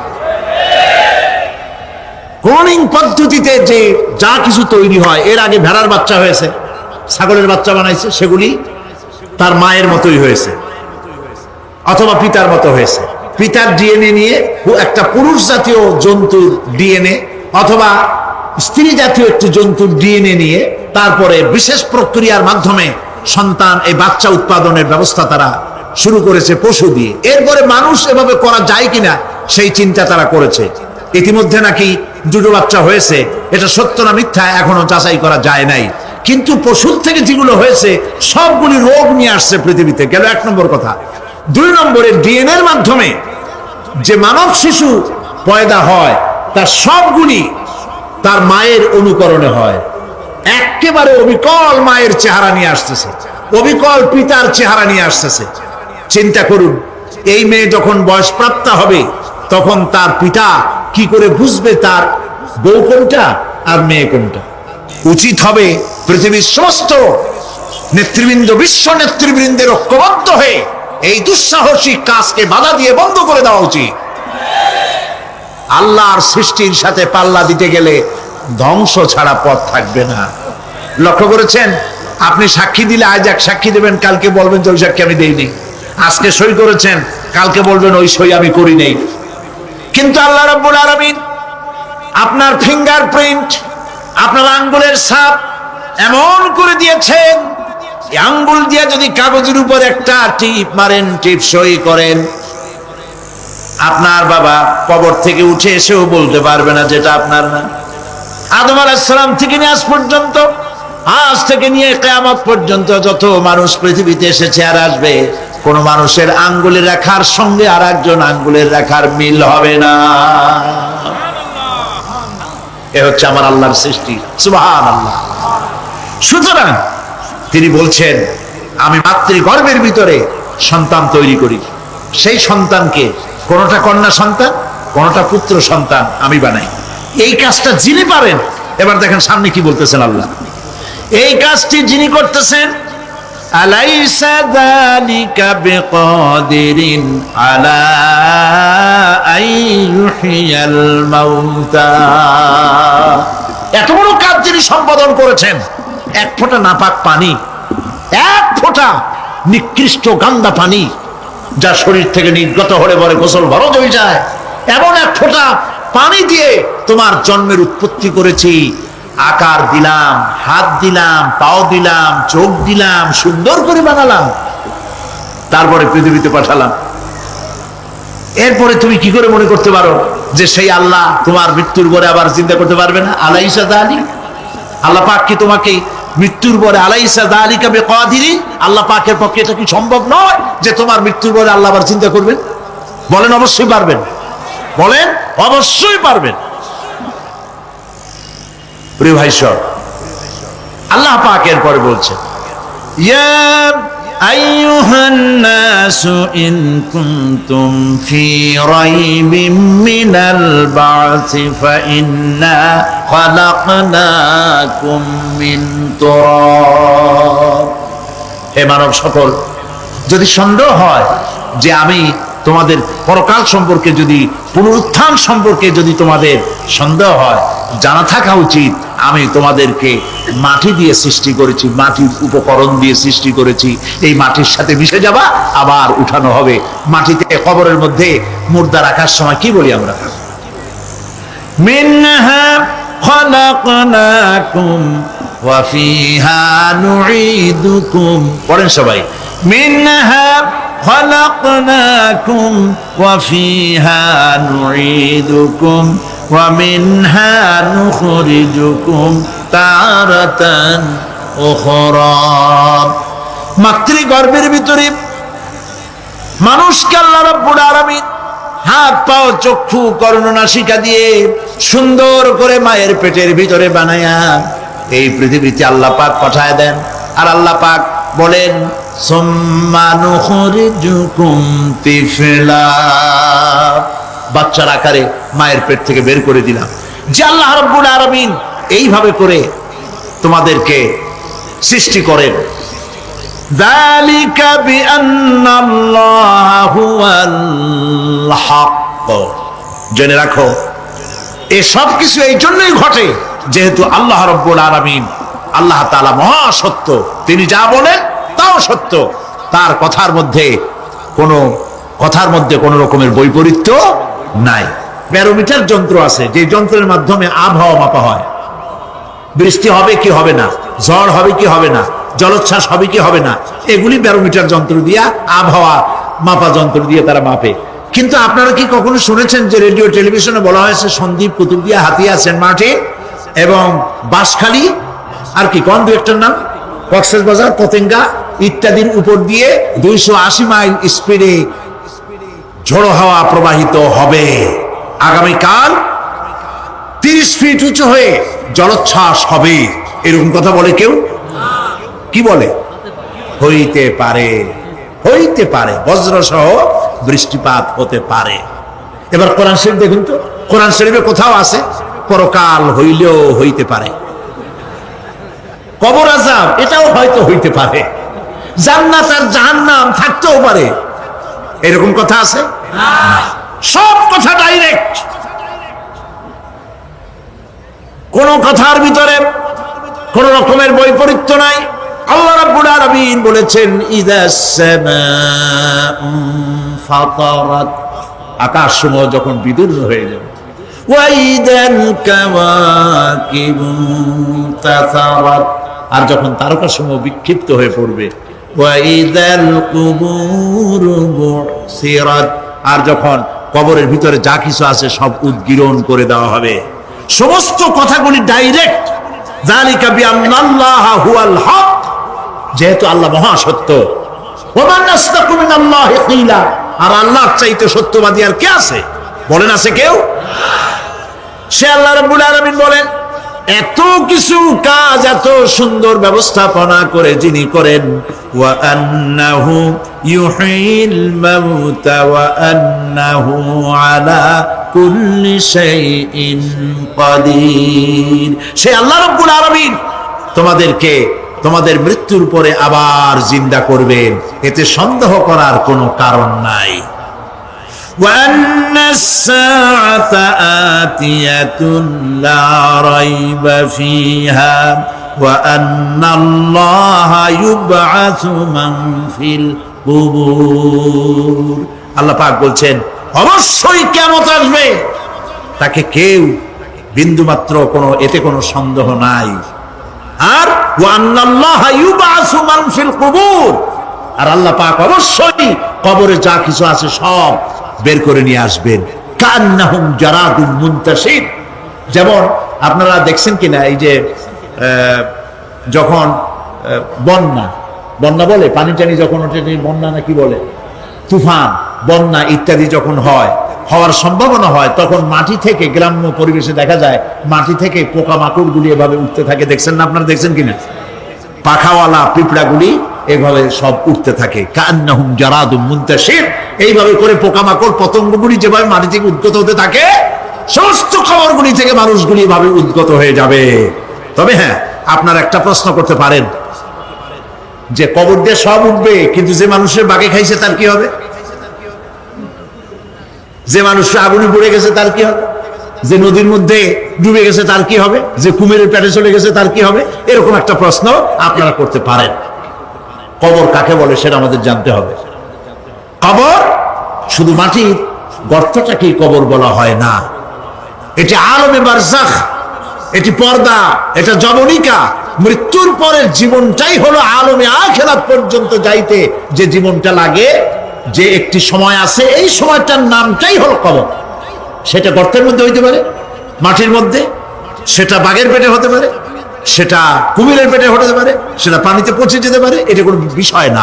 আল্লাহ পাক উঠাতে চাইবেন এবং সমস্ত কিছুকে কিয়ামতের দিন আল্লাহ রাব্বুল আলামিন তার দরবারে হাজির করবে। তাহলে আমরা বুঝতে পারলাম যে কিয়ামত যে হবে এই ব্যাপারে কোনো সন্দেহের অবকাশ নাই। এখন ওই কিয়ামতের দিন আল্লাহ রাব্বুল আলামিন আমাদের বিচার নেবেন, হিসাব করবেন। দুনিয়ায় যে পরীক্ষা দিয়েছিলাম, এই পরীক্ষায় যদি কেউ একবার ফেল করে, আর একবার পরীক্ষা দিয়ে পাস করার সুযোগ আছে, আরো একবার যদি ফেল করে আবার পরীক্ষা দিয়ে পাস করার সুযোগ আছে। 10 বার পরীক্ষা দিবেন, 10 বার ফেল করবেন, 100 বার পরীক্ষা দিবেন, 100 বার ফেল করবেন। তারপরেও আবার পরীক্ষা দেওয়ার সুযোগ আছে। কিন্তু কিয়ামতের ময়দানে যদি কোনো মানুষ তার জীবনের পরীক্ষায় যদি ফেল করে, দ্বিতীয়বার পরীক্ষা দিয়া পাস করার আর কোনো সুযোগ নাই। এই পৃথিবীতে জজ কোর্টে কেউ হেরে গেল, হাইকোর্টে আপিল করার সুযোগ আছে। হাইকোর্টে যদি হেরে যায়, সুপ্রিম কোর্টে কেস করে জেতার সুযোগ আছে, আপিল করার সুযোগ আছে। সুপ্রিম কোর্টেও হেরে গেল, প্রেসিডেন্টের কাছে জীবন ভিক্ষা চাওয়া যাইতে পারে। কিন্তু কিয়ামতে আখিরাতে আদালতে ওই জায়গায় মানুষ যদি একবার তার জীবনের মামলায় হেরে যায়, দ্বিতীয়বার আপিল করার আর কোনো জায়গা নাই। কঠিন জায়গা, সেই জায়গা হবে এবং সেখানে সবাইকে উঠতেই হবে। সুতরাং এই যে প্রশ্ন করা হয় যে প্রায় এই কিয়ামত কবে হবে, এটা বিশ্বাস করি না, হ্যান ত্যান ইত্যাদি, মরলে আবার জিন্দা করবে কে, এইসব প্রশ্নের কোনো দাম নাই।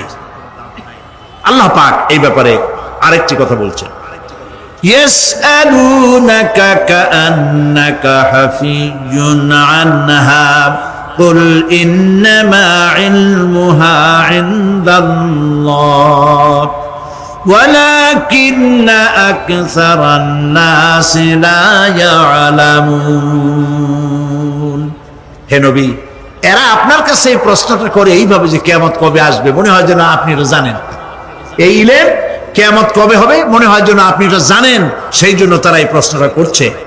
আসলে কুল ইন্নামা ইলমুহা ইনদাল্লাহ, কিয়ামত কবে হবে এটা কে জানেন? ওয়ালাকিন্না আকসারান নাসি লা ইয়ালামুন, অবশ্যই অধিকাংশ মানুষেরা এটা জানে না। কিয়ামত কবে হবে এটা একমাত্র আল্লাহ পাক জানেন। পরকালের জীবন যে হবে এতে কোনো সন্দেহ নাই, সেই ব্যাপারে আল্লাহ পাক বলছেন, আআনতুম আশাদ্দু খালকান আমিস সামাউ বানাহা। তোমরা যে পুনরুত্থান সম্পর্কে অস্বীকার করো, এবার চিন্তা করো, তোমারে বানানো কঠিন না ওই মহা আকাশটা বানানো কঠিন? কোনটা কঠিন বলেন না আপনারা, কোনটা কঠিন? আপনারা একটু তাকায় দেখেন তো, এই যে বিশাল প্যান্ডেল, এই প্যান্ডেলে খুঁটি আছে না নাই? আছে কিনা? কতগুলা খুঁটি গুনতে আপনার আধা ঘন্টা খানে সময় লাগবে, ঠিক না? এই একটা প্যান্ডেল বানাতে যদি এতগুলি খুঁটি লাগে, তাহলে বিশাল আকাশে যদি এইরকম খুঁটি লাগতো আকাশটারে ঝুলায় রাখার জন্য, তাহলে চিন্তা করেন তো, খুঁটির জ্বালায় গাড়ি গাড়ি চালান যাইতো? আছে কোনো খুঁটি? জোরে বলেন, আছে? নাই। ওই আকাশটাকে আল্লাহ পাক বলছেন, আনতুম আশাদ্দু খালকান আমিস সামাউ বানাহা। তোমারে বানানো কঠিন না ওই বিশাল আকাশ বানানো কঠিন? কোনটা কঠিন ছিল? তো ওই আকাশটা বানানোই তো আল্লাহ পাকের কাছে সহজ হয়ে গেছে। তাহলে তোমার এই একবার বানাইয়া যে একবার বানাতে পেরেছেন তিনি আবার চিন্তা করতে পারবেন না, এই চিন্তা কেন করো? আল্লাহ রাব্বুল আলামিন কোরআনে কারীমের ভিতরে পরিষ্কার করে বলেছেন, ওরা বলে, কাফের বেঈমানেরা বলে, ক্বালা মান ইউহয়িল ইযামা ওয়া হিয়া রামীম। আমাদের হাড় গোড় যখন পচে যাবে, গলে যাবে, কে আমাদের জিন্দা করবে? জবাবে আল্লাহ পাক বলেন, হে নবী আপনি বলুন, কুল ইউহয়িয়াল্লাযী আনশাহা আউওয়ালা মাররা। আপনি বলে দিন যে আল্লাহ রাব্বুল আলামিন একবার তোমাকে সৃষ্টি করেছেন, প্রথমবার যিনি সৃষ্টি করেছেন, দ্বিতীয়বার মৃত্যুর পরে আবার তিনি জিন্দা করবেন। কেন বিশ্বাস করো না? সুতরাং এই যে আল্লাহ পাক মানুষকে জীবন দিয়েছেন, এই জীবনের পরে মৃত্যু, মৃত্যুর পরে আবার আমাদের সকলকে উঠতে হবে এবং আল্লাহ পাকের দরবারে আমাদেরকে উপস্থিত হতে হবে। এই কথাগুলি যারা অস্বীকার করে, পরকাল যারা মানে না, তাদের সম্পর্কে আল্লাহ পাক বলছেন, والذين كذبوا بآياتنا ولقاء الآخرة حبطت أعمالهم। আল্লাহ পাক বলেন, যারা পরকালকে অস্বীকার করেছে, আখিরাত যারা মানে না, তাদের জিন্দেগীর সকল আমলগুলিকে আল্লাহ পাক বরবাদ করে দিবেন। পরকালের বিশ্বাসের উপরে ভিত্তি করেই মানুষের চরিত্র ভালো হইতে বলেন পারে। একটা দৃষ্টান্ত দেই, একটা দৃষ্টান্ত। এই যে যারা চুরি করে, ডাকাতি করে, সন্ত্রাস করে মানুষ মারে, সন্ত্রাসগুলি করে কি জন্যে? এদের ধারণা নাই যে আল্লাহ পাক আমাদেরকে উঠাইতে পারবে, আমাদের মৃত্যু হবে, পরকালের চিন্তা নাই বলেই তারা এই কাজটা করে। রাতের আধারে কোটি কোটি টাকার অফার আসছে, কেউ দেখে না। এইখান থেকে, এই টাকার খাওয়া থেকে, অথবা জেনা করা থেকে, অথবা মদ পান করা থেকে গোল্ডেন অপরচুনিটি, সুযোগ আসছে। জেনা করা যায়, মদ খাওয়া যায়, টাকা নেওয়া যায়, অবৈধ টাকা। এই অপরাধ থেকে বাঁচাতে পারে একমাত্র পরকালের জবাবদেহিতা, আখিরাতের ভয়। আল্লাহর কাছে আমাকে জবাবদিহি করতে হবে, এই ভয় ছাড়া আর কোনো কিছুই মানুষের এই বিপদ থেকে মানুষের চরিত্র ভালো বানাইতে পারে না। মানুষের চরিত্র ভালো বানাবার জন্য এটাই হচ্ছে একমাত্র পথ। সেই জন্য আল্লাহ পাক আখিরাতের জীবন রেখেছেন, উঠতে সেখানে হবেই। এই পৃথিবীতে একবার যখন আসছি, আমাদেরকে জিন্দা আল্লাহ করবেন এবং সমস্ত কথাগুলির জবাব আল্লাহর কাছে দিতে হবে।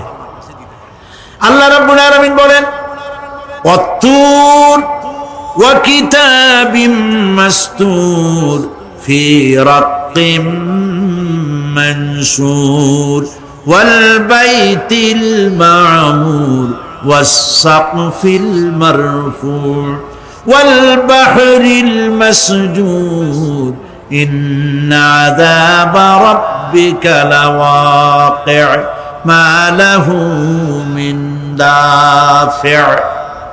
সূরা তুর। আল্লাহ পাক বলছেন, তুর পাহাড়ের শপথ, তুর পাহাড়ের শপথ, সেই প্রকাশ্য পবিত্র গ্রন্থের শপথ যা লিপিবদ্ধ রয়েছে মুসলিম ঝিল্লিতে, চর্ম ঝিল্লিতে লিপিবদ্ধ রয়েছে। আরো শপথ বাইতুল মামুরের, আরো শপথ সুউচ্চ আকাশে, আরো শপথ উচ্ছ্বাসিত তরঙ্গায়িত সমুদ্রে। নিশ্চয়ই সেই আযাব আসবে, আযাব মানে কিয়ামত, সেই পরকাল অবশ্যই আসবে। মা লাহু মিন দাফি'। এই শাস্তি থেকে, এই কিয়ামত আসা থেকে, এই কিয়ামত সংগঠিত হওয়া থেকে রোধ করার মতো ক্ষমতা কারো নাই। সুবহানাল্লাহ। এখন আল্লাহ পাক তুর পাহাড়ের কসম করছেন। তুর পর্বত হচ্ছে সেই পর্বতের কথাই ধরা যাক, যেখানে এটি ঐতিহাসিক পর্বত। হযরতে মূসা আলাইহিস সালামকে আল্লাহ রাব্বুল আলামিন যেখানে নবুয়তের শিরস্থান পড়িয়ে দিয়েছিলেন, তুর পাহাড়ের ভিতরে। আল্লাহর নবী বলেছেন, মৃত্যুর সময় মালাকুল মউতকে দেখার পরে এমন পানির পিপাসা হবে, মানুষ বলবে, আয় আল্লাহ, 7টা সমুদ্রের পানি যদি পান করতে পারতাম, যে পিপাসা লেগেছে এই পিপাসা নিবারণ হতো না। মানুষেরা বোঝে না, সেই জন্য বলে, কোন নেতা যখন হসপিটালে অসুস্থ হয়, কয় যে নেতা হসপিটালে মৃত্যুর সঙ্গে পাঞ্জা লড়িতেছে। হ্যাঁ, মৃত্যুর সাথে পাঞ্জা লড়বা তুমি? মালাকুল মউত দেখলে তো তোমার কলিজা ঠান্ডা, হিম শীতল হয়ে যাবে মালাকুল মউতকে দেখলে। হযরত আবু বকর রাদিয়াল্লাহু তাআলা আনহু খুব কাঁদতে লাগলেন। তিনি বুঝতে পেরেছেন যে এই পৃথিবীতে সমস্ত সম্পদ দিতে চেয়েছিলেন আল্লাহ, যাকে তার নাম বিশ্বনবী। তিনি সবগুলি উপেক্ষা করে আল্লাহর সঙ্গে দিদার করা বেশি পছন্দ করেছেন। আমরা অতি তাড়াতাড়ি নবীজি থেকে নবীর এতিম হয়ে যাব। পরের দিন ইশার নামাজের রক্ত হলো, আযান হয়ে গেল, মসজিদে মুসল্লিরা ভরে গেছে, সাহাবায়ে কেরাম সব এসে গেছেন।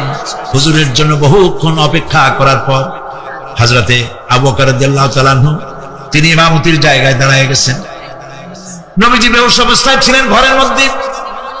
হুশ আসার পর তিনি হযরত আয়েশাকে বললেন, আয়েশা, মসজিদে নববীতে এখন কি হতেছে? তিনি বললেন, নামাজ হচ্ছে। লোকেরা আপনার অপেক্ষা করেছে, কিন্তু আপনাকে না পাইয়া, দীর্ঘক্ষণ অপেক্ষা করার পর আপনাকে না পেয়ে আমার বাবার ইমামতিতে তারা নামাজ পড়তেছে, কিন্তু মুসল্লিদের মধ্যে কান্নার রোল পড়ে গিয়েছে। তাদের ধারণা হয়েছে নবীজির জায়নামাজে যখন হযরত আবু বকর দাঁড়ায় গেছে, নবীজির পিছনে নামাজ পড়া আর আমাদের কিসমতে হবে না। নবীজি বলছেন, আয়েশা রে, মসজিদে নববীর দিকের দরজাটা খুলে দাও, আমি নামাজের দৃশ্য দেখতে চাই। দরজা খুলে দেওয়া হলো। নবীজি কোন রকম মাথা উঁচু করে মসজিদে নববীতে নামাজের দৃশ্য নিজে অবলোকন করে আবার শুয়ে পড়লেন। হযরত আয়েশা লক্ষ্য করে দেখেন নবীজির চোখের পানি দিয়ে কোনা দিয়া পানি বেয়ে বেয়ে পড়ছে। হযরত আয়েশা প্রশ্ন করলেন, ইয়া রাসূলুল্লাহ, নামাজের দৃশ্য দেখি কাঁদছেন কেন? হুজুর বলেন, আয়েশা রে, এটা কোনো দুঃখের পানি নয়, আমি কাঁদতেছি এই জন্য, এই নামাজের জামাত কায়েমের জন্য তাইফের ময়দানে অনেক রক্ত ঝরেছে, আবার উহুদের ময়দানে দান দান শহীদ হয়েছে, সাহাবায়ে কেরাম জীবন দিয়েছে। আজ আমি দেখতে পেলাম আমার উম্মতেরা জামাতে নামাজ পড়ছে। আমার ধারণা হলো ভবিষ্যতে কিয়ামত পর্যন্ত আমার উম্মতেরা এইভাবে জামাত বন্দী হয়ে নামাজ আদায় করবে। নবীজি আবার বেহুশ হয়ে পড়লেন। মসজিদে নববী থেকে আজ আর কেউ বাড়ি যায় না, সবাই কান্দে। আজ রাত বোধহয় নবীজি কাটাবেন না। মেয়েরা কাঁদতেছে, সাহাবায়ে কেরাম কাঁদতেছেন, আজওয়াজে মুতাহারাত তারা কাঁদতেছে। নবীজির আবার হুশ হলো, তাকায় দেখেন ঘরের মধ্যে কান্নাকাটি, মসজিদে নববীতে কান্নাকাটি। সব থেকে বেশি কাঁদতেছেন মা ফাতেমা। নবীজি হযরত ফাতেমার কান্না দেখে ইশারা করলেন, কাছে আয়। হযরত ফাতেমা রাসূলের কাছে গেলেন। নবীজি কানে কানে কি যেন বললেন, কান্নাটা বন্ধ হয়ে গেল। হযরত আয়েশা জিজ্ঞেস করলেন, মা, তোমার আব্বা তোমার কানে কি বললো আর কান্না বন্ধ হয়ে গেল? হযরত ফাতেমা বলে, আম্মাজি, আমার আব্বা আমাকে বললেন, মা ফাতিমা, তোমার কান্না আমার বরদাস্ত হয় না, কেঁদো না, আমি মৃত্যুর পরে সকলের আগে তোমার সাথে আমার দেখা হয়ে যাবে।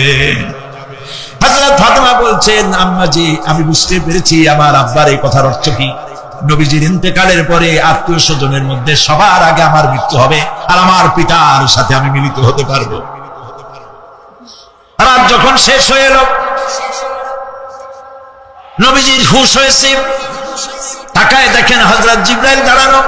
হযরত জিবরাইল নবীজির চেহারা মোবারকের দিকে তাকায় বলেন, আসসালামু আলাইকা ইয়া রাসূলুল্লাহ, আল্লাহ আপনাকে সালাম বলেছেন, আর আল্লাহ পাক জানতে চেয়েছেন আপনার মুখে আপনি কেমন আছেন। আল্লাহ জানেন আপনার অবস্থা কি, তারপরেও আপনার মুখে শুনতে চেয়েছেন আপনি কেমন আছেন। নবীজি বলছেন, জিবরাইল, বড় কষ্টে আছি, বড়ই যন্ত্রণা, বড়ই কষ্ট। হযরত জিবরাইল বলছেন, ইয়া রাসূলুল্লাহ, আজকে এক নতুন ফেরেশতা আমি সাথে করে নিয়ে এসেছি। এই ফেরেশতা পৃথিবীর কোন নবী অথবা কোন মানুষের কাছে যাওয়ার জন্য অনুমতি চায় না, আজ আপনার কাছে অনুমতি ভিক্ষা চায় কাছে আসার জন্য। ওই ফেরেশতার নাম হচ্ছে মালাকুল মউত। হযরত মালাকুল মউত বলেন, ইয়া রাসূলুল্লাহ, এই পৃথিবীতে আদম আলাইহিস সালাম থেকে নিয়ে পর্যন্ত কোন মানুষের জান কবজের জন্য আমার অনুমতি চাওয়া লাগে নাই, আর কোনোদিন লাগবে না। আজ আমি আসার সময় আল্লাহ বলেছেন আপনার জান কবজের জন্য আমি যেন আপনার কাছে অনুমতি ভিক্ষা চাই। নবীজি বলছেন, আমি যদি অনুমতি না দেই তো কি হবে? হযরত মালাকুল মউত বলছেন, ইয়া রাসূলুল্লাহ, অনুমতি যদি না দেন আমি ফেরত চলে যাব, আমাকে সেভাবেই বলা হয়েছে। হযরত জিবরাইল বলেন, ইয়া রাসূলুল্লাহ, আল্লাহ রাব্বুল আলামিন আপনার দিদারের ইন্তজার করতেছেন। নবীজি বলছেন, মালাকুল মউত, তুমি জান কবজের কাজ শুরু করো। মালাকুল মউত যখন কাছে এসেছে, রাসূল জিজ্ঞেস করলেন, আয়েশা, ঘরে যে কয়েক টুকরা স্বর্ণ ছিল সেগুলোর কি অবস্থা? ছোট ছোট 6 টুকরা স্বর্ণ ছিল। হযরত আয়েশা বলছেন, হুজুর, আমি এগুলো রেখে দিছি। হুজুর বলছেন, না, রাখতে পারবে না, আমার ইন্তেকালের আগে খয়রাত করে দাও। মুহাম্মদ সাল্লাল্লাহু আলাইহি ওয়াসাল্লাম আল্লাহর কাছে অবস্থায় উঠবে না যে তার ঘরের ভিতরে সোনা ছিল, দিয়ে দাও, খয়রাত করে দিয়ে দাও। হযরত মালাকুল মউত রাসূলের জান কবজ শুরু করে দিলেন। রাসূলুল্লাহ জীবনের শেষ কথা বললেন, আসসালাত আসসালাত ওয়া মা মালাকাত আইমানুকুম। আমার উম্মতেরা বিদায় লগ্নে বলে গেলাম, নামাজ নামাজ নামাজ ছেড়ে দিও। প্রিয় ভাইরা, নবী করিম সাল্লাল্লাহু আলাইহি ওয়াসাল্লাম জীবনের শেষ কথা বলে গেছেন, নামাজ। সেই নামাজে আমাদের যত সব অবহেলা। স্ত্রীকে নামাজ পড়ান, বউকে নামাজ পড়ান, ছেলে মেয়েকে নামাজ পড়ান। দোকানদার ভাইরা যখন আজান হয়ে যাবে দোকান বন্ধ করবেন, আপনি আপনার কর্মচারীরা নামাজ পড়তে যান। যতটুকু প্রিয় ভাই সব, আল্লাহ রাব্বুল আলামিন পরীক্ষার জন্য আমাদেরকে এই ময়দানে ছেড়ে দিয়েছেন। প্রশ্ন কি হবে আল্লাহ সব বলে দিয়েছেন। প্রশ্ন কি হবে? তোমার যৌবন, এ ব্যাপারে প্রশ্ন করা হবে। কোন পথে ইনকাম করেছো প্রশ্ন করা হবে। কোন পথে খরচ করেছো প্রশ্ন করা হবে। দ্বীনের ইলম যতটুকু হাসিল করেছিলে তার কতটুকু নিজে পালন করেছো, আর দ্বীনের দাওয়াত কতটুকু মানুষের কাছে পৌঁছায়ছো, প্রত্যেকটি ব্যাপারে কিয়ামতে আল্লাহর কাছে জবাব দিতে হবে। আপনি ইচ্ছে করলে দেহটাকে জাহান্নামের জন্য উপযোগী করতে পারেন, ইচ্ছে করলে এই দেহটাকে জান্নাতের জন্য উপযোগী করতে পারেন। এটি আপনার ইখতিয়ারে আল্লাহ দিয়েছেন, আপনাকে বাধ্য করা হয় নাই যে সেজদা না দিলে ফেরেশতা এসে ঘাড়ের উপরে পিটাবে, সুদ ঘুষ সেবা করলে পরে ঠ্যাং থেকে ভেঙে দেওয়া হবে না। আপনি বাধ্য নন, আপনি সম্মানিত জীব, আল্লাহ সম্মানিত প্রাণী আল্লাহ পাকের, সেই জন্য মানুষকে বাধ্য করা হয় না। অটোনমাস বডি, অটোনমি দেওয়া হয়েছে, আপনাকে স্বাধিকার দেওয়া হয়েছে। চন্দ্র সূর্যের ব্যাপারে স্বাধিকার দেওয়া হয় নাই। রাত এখন 7:35, সূর্যের বাপেরও ক্ষমতা নাই বাংলাদেশে এখন উঁকি মারে, ঠিক কিনা? সে এখন আমেরিকায় রোদ দিচ্ছে, তাপ দিচ্ছে আমেরিকা। ওকে নির্ধারণ করা হয়েছে যেভাবে সেইভাবেই করতে হবে। পানি বলেন, পাহাড় বলেন, পাখি বলেন, চন্দ্র বলেন, গ্রহ বলেন, নক্ষত্র বলেন, সব জিনিস বাই হুক অ্যান্ড ক্রুক আল্লাহর হুকুম মানতে বাধ্য। কোরআনে কারীম আল্লাহ পাক বলেছেন, আফা গায়রা দীনিল্লাহি ইয়াবুন ওয়া লাহু আসলামা মান ফিস সামাওয়াতি ওয়াল আরদি তাওআন ওয়া কারহা। আল্লাহর দেওয়া জীবন ব্যবস্থা ছেড়ে দিয়ে তোমরা কি অন্য কোন মতবাদ তালাশ করো? ওয়ালাহু আসলামা মান ফিস সামাওয়াতি ওয়াল আরদ, অথচ আকাশে যা আছে জমিনে যা আছে সব আনুগত্যের মস্তক আমার সামনে অবনত করে দিয়েছে। সুবহানাল্লাহ। মানুষকে আল্লাহ পাক ইখতিয়ার দিয়েছেন, ইচ্ছে করলে মাহফিলে আসতে পারেন, ইচ্ছে করলে সিনেমা ঘুরতে পারবেন, অসুবিধা নেই। অসুবিধার জন্য কিয়ামত, ওখানে হিসাব হবে। এখানে আপনি সূর্য চন্দ্র ফেরেশতা, ফেরেশতারও কোনো মাজাল নাই, কোনো ইখতিয়ার নাই আল্লাহর হুকুমের বাইরে কিছু করে। আল্লাহ যা করতে বলেছেন তাই করতে হবে, এর বাইরে এক চুলও নড়তে পারবে না। কিন্তু মানুষেরা করতে পারবে। মানুষ ইচ্ছে করলে নামাজ রোজা ছাড়তে পারে, ইচ্ছে করলে আল্লাহর অমান্য করতে পারে। এটা তার বিচারের জায়গা না, এটা হলো পরীক্ষার জায়গা। এটা কিসের জায়গা? পরীক্ষার জায়গা। এখানে আপনি কামাই করলে ওখানে কিছু পাবেন, এখানে কামাই না করলে কিছু পাবেন না। আরো সোজা করে বলি, কোন কৃষক, যে কৃষক আষাঢ় মাসে শ্রাবণ মাসে জমিন চাষ করে না, পৌষ মাসে তার গোলায় ধান আসবে? কথা বুঝেন নাকি বুঝেন? পৌষ মাসে গোলায় ধান আসবে? কোন পাগলও বলবে না যে তুমি তো চাষই করো নাই, তুমি তোমার জমিনের ফসল তোমার ঘরে আসবে কেমন? কাজী এই দুনিয়ায় পরীক্ষা দিলে এখানে রেজাল্ট হয়, এখানে গাছ লাগাইলে এখানে ফল দেয়। কিন্তু মানুষের জন্য আল্লাহ পাক যে আমল তৈরি করেছেন, পরীক্ষা নেবেন, সেই পরীক্ষার রেজাল্ট এখানে হবে না। পরীক্ষার রেজাল্ট আউট হবে কোথায়? আখিরাত। বলেন সবাই কোথায় হবে? পরীক্ষার রেজাল্ট আউট হবে কোথায়? আখিরাত। এখানে আপনি যা কামাই করবেন এখানে রিটার্ন দেওয়া হবে না। এখানে যা কামাই করবেন সমস্ত কামাই 700 গুণ বর্ধিত আকারে কিয়ামতে আল্লাহ আপনার হাতে ধরাই দিবেন। আল্লাহর ওয়াদা কখনো মিথ্যা হয়? মিথ্যা হয় রাজনৈতিক দলের নেতারা, এই জাতীয় লোকেরা যারা মঞ্চে আসে আর বলে যে আমাদের ভোট দেন, আমরা ক্ষমতায় যাইতে পারলে আপনারা না খাইয়ে কেউ মরবেন না। কিন্তু কি খাইয়া মরবে তাও কয় না। সেদিন শুনলাম এই যে নির্বাচন এখন একটা চলতেছে, স্লোগান বাপ দাঁড়াইছে, ছেলে তো বলে রহিম ভাই আমার ভাই, তোমার বাপের নাম রহিম। তারপরে শুনলাম বলতেছে বেগুন ভাইয়ের চরিত্র, আজকে নাম রাখে তো আদর করে বেগুন পটল, বেগুন ভাইয়ের চরিত্র ফুলের মতো পবিত্র। আমি আরেকজনের পাশে থেকে বলি যে নামাজ পড়ে না একক, এমনই ফুলের মতো চরিত্র। তো দুনিয়ার ময়দানে আপনি যা কামাই করবেন এখানে রেজাল্ট আউট হবে, এখানে আপনি পাবেন ফল, এখানে পাবেন। যা করবেন এখানে গাছ লাগাবেন, ফল লাগাবেন, এখানে পাবেন। আর আল্লাহর জন্য যেটা করবেন সেটার ফল, সেটার রেজাল্ট কিয়ামতে বাইর হবে। সুবহানাল্লাহ। এখানে পরীক্ষা দিয়ে যদি কেউ ফেল করে, ম্যাট্রিক পরীক্ষা দিয়ে ফেল করেছে, ফাজিল পরীক্ষা দিয়ে ফেল করেছে, আবার পরীক্ষা দিয়ে পাস করার সুযোগ আছে, আবারও ফেল করেছে, আবারও পরীক্ষা দিয়ে পাস করার সুযোগ আছে। 10 বার যদি ফেল করে আরো 10 বার পাস পরীক্ষা দিয়ে পাস করার সুযোগ আছে। কিন্তু কিয়ামতের দিন আল্লাহ রাব্বুল আলামিনের জীবনের পরীক্ষায় কোন মানুষ যদি আল্লাহর আদালতে ফেল করে বসে একবার, দ্বিতীয়বার পরীক্ষা দেওয়ার আর কোন সুযোগ নাই। এই পৃথিবীতে যদি কেউ নিম্ন আদালতে মামলায় হেরে যায়, জজ কোর্টে করবে, যদি হেরে যায় হাইকোর্টে করবে, হেরে গেলে আপিল করবে সুপ্রিম কোর্টে, সুপ্রিম কোর্টেও যদি হেরে যায় তাহলে প্রেসিডেন্টের কাছে আপিল করবে। সুযোগ আছে কয়েকবার। কিন্তু কিয়ামতের দিন জীবনের আদালতে কোন মানুষ যদি একবার ফেল করে বসে, জীবনের মামলায় যদি একবার হেরে যায়, দ্বিতীয়বার আপিল করার আর কোনো জায়গা নাই। সে আখেরাতে রেজাল্ট আউট হবে। আমরা সব মরে যাব, আমরা সব কি হব? সব মরে যাব। আল্লাহ পাক আমাদেরকে উঠাবেন না। মানুষকে কবরে রাখার সময় আমরা কি বলি? মিনহা খালাকনাকুম, জানেন না? পড়েন, মিনহা খালাকনাকুম ওয়া ফিহা নুঈদুকুম ওয়া মিনহা নুখরিজুকুম তারাতান উখরা। এই মাটি দিয়ে তোমাকে তৈরি করা হয়েছিল, এই মাটির মধ্যে রেখে গেলাম, এর থেকে আবার তোমাকে উত্থিত করা হবে। কে বলতেছেন এ কথা? আল্লাহ পাক বলছেন, আল্লাহ তাআলা বলছেন। কি নিষ্ঠুর এই পৃথিবী! ভেবে দেখেছেন কি একবারও কি ভেবে দেখেছেন এই পৃথিবী কত নিষ্ঠুর? এই সন্তান সম্পত্তি সব একটি মোহ, একটি মায়া, একটি মহব্বত, একটি প্রতারণা।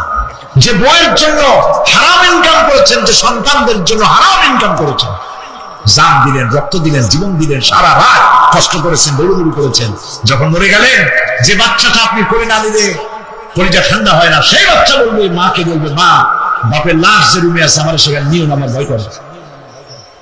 ঠিক কিনা? স্ত্রীও আরো 2-1 লোক না হলে লাশের ঘরে থাকতে পারবে না, তারও ভয় করবে। থাকলে বড় জোর মা থাকতে পারে, বাপ থাকতে পারে। যাকে বিবাহ করার পর অনেক সন্তান আছে, মা বাপকে চোখে দেখতে পারে না, জোর কথা মতো মায়ের সাথে কথা বলা বন্ধ করে দেয়। হয়তো কুমিল্লা এরকম নাও থাকতে পারে।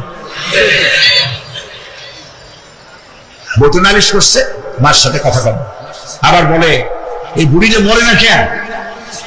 নাউযুবিল্লাহ, নাউযুবিল্লাহ। বুড়ি যাবে মরার কথা বলতেছো তুমি?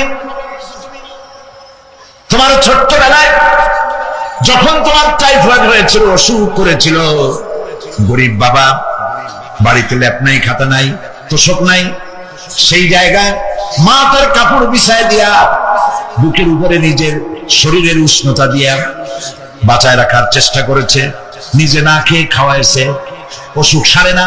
মা ওই মুমূর্ষ বাচ্চার সেরানে তার মাথার কাছে বসে তাহাজ্জুদের নামাজ পড়ে কোরআন শরীফ তেলাওয়াত করে, চোখ দিয়া পানি পড়ে আর বলতে থাকে, রব্বুল আলামিন আমার জীবনটারে দিয়ে আমার কলিজার টুকরা সন্তানটারে বাঁচাইয়া দাও। যেই মা নিজের জীবন দিয়া সন্তান বাঁচাইতে চাইলো, সেই সন্তান আজকে বউ পাইয়া মাকে ভুলে যায়, মায়ের সাথে খারাপ ব্যবহার করে। আল্লাহ রাব্বুল আলামিন বলেছেন, মা বাবার সঙ্গে খারাপ ব্যবহার করো না, ভালোবাসায় কথা বলো।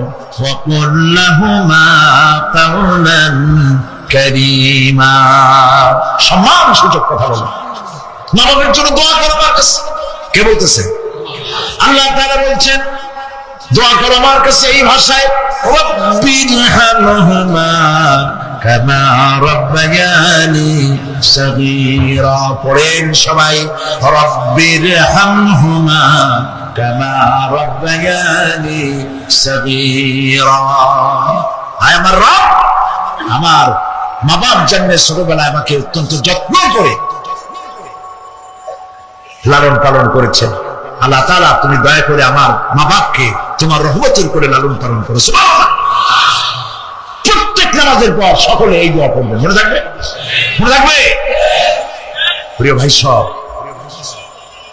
সেই কিয়ামতের মাঠে আমাদেরকে উঠতে হবে, আল্লাহর দরবারে উঠতে হবে। সেই সময় আমাদেরকে কেউ উপকার করবে না।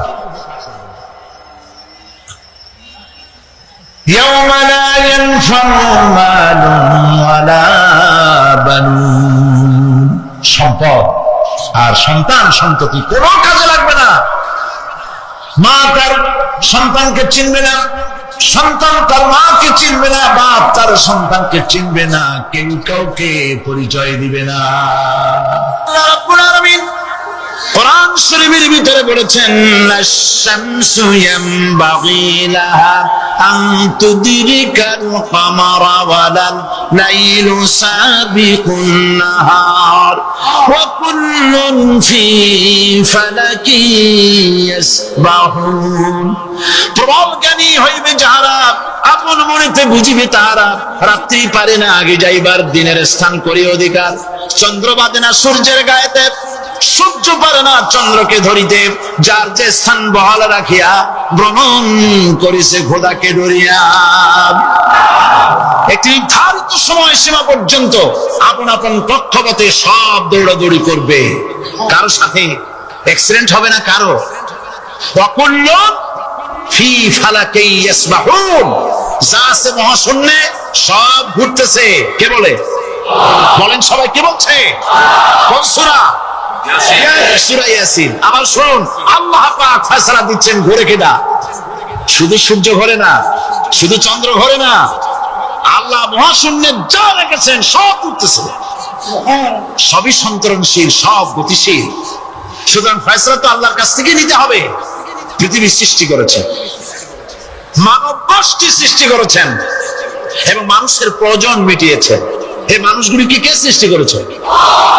মানুষ সৃষ্টির ব্যাপারেও দার্শনিকরা মানুষদেরকে বিভ্রান্ত করে। যা কলেজে বিশ্ববিদ্যালয়ে পড়ানো হয়, এই কোরআন শরীফ বিশ্ববিদ্যালয়ে পড়ানো হয়? হ্যাঁ হয়। কয়েকটা আয়াত, কয়েকটা সূরা পরীক্ষায় পাস করার জন্য একটু একটু অপশনাল রেখে দেওয়া হয়েছে। বর্তমান যে শিক্ষা কমিশন, শামসুল হক শিক্ষা কমিশন রিপোর্ট মন্ত্রী পরিষদে অনুমোদন করেছে বর্তমান সরকার। এই শিক্ষানীতিতে বলা হয়েছে ক্লাস 1 থেকে নিয়ে ক্লাস 5 পর্যন্ত ধর্মীয় শিক্ষা দিতে দেওয়া হবে না।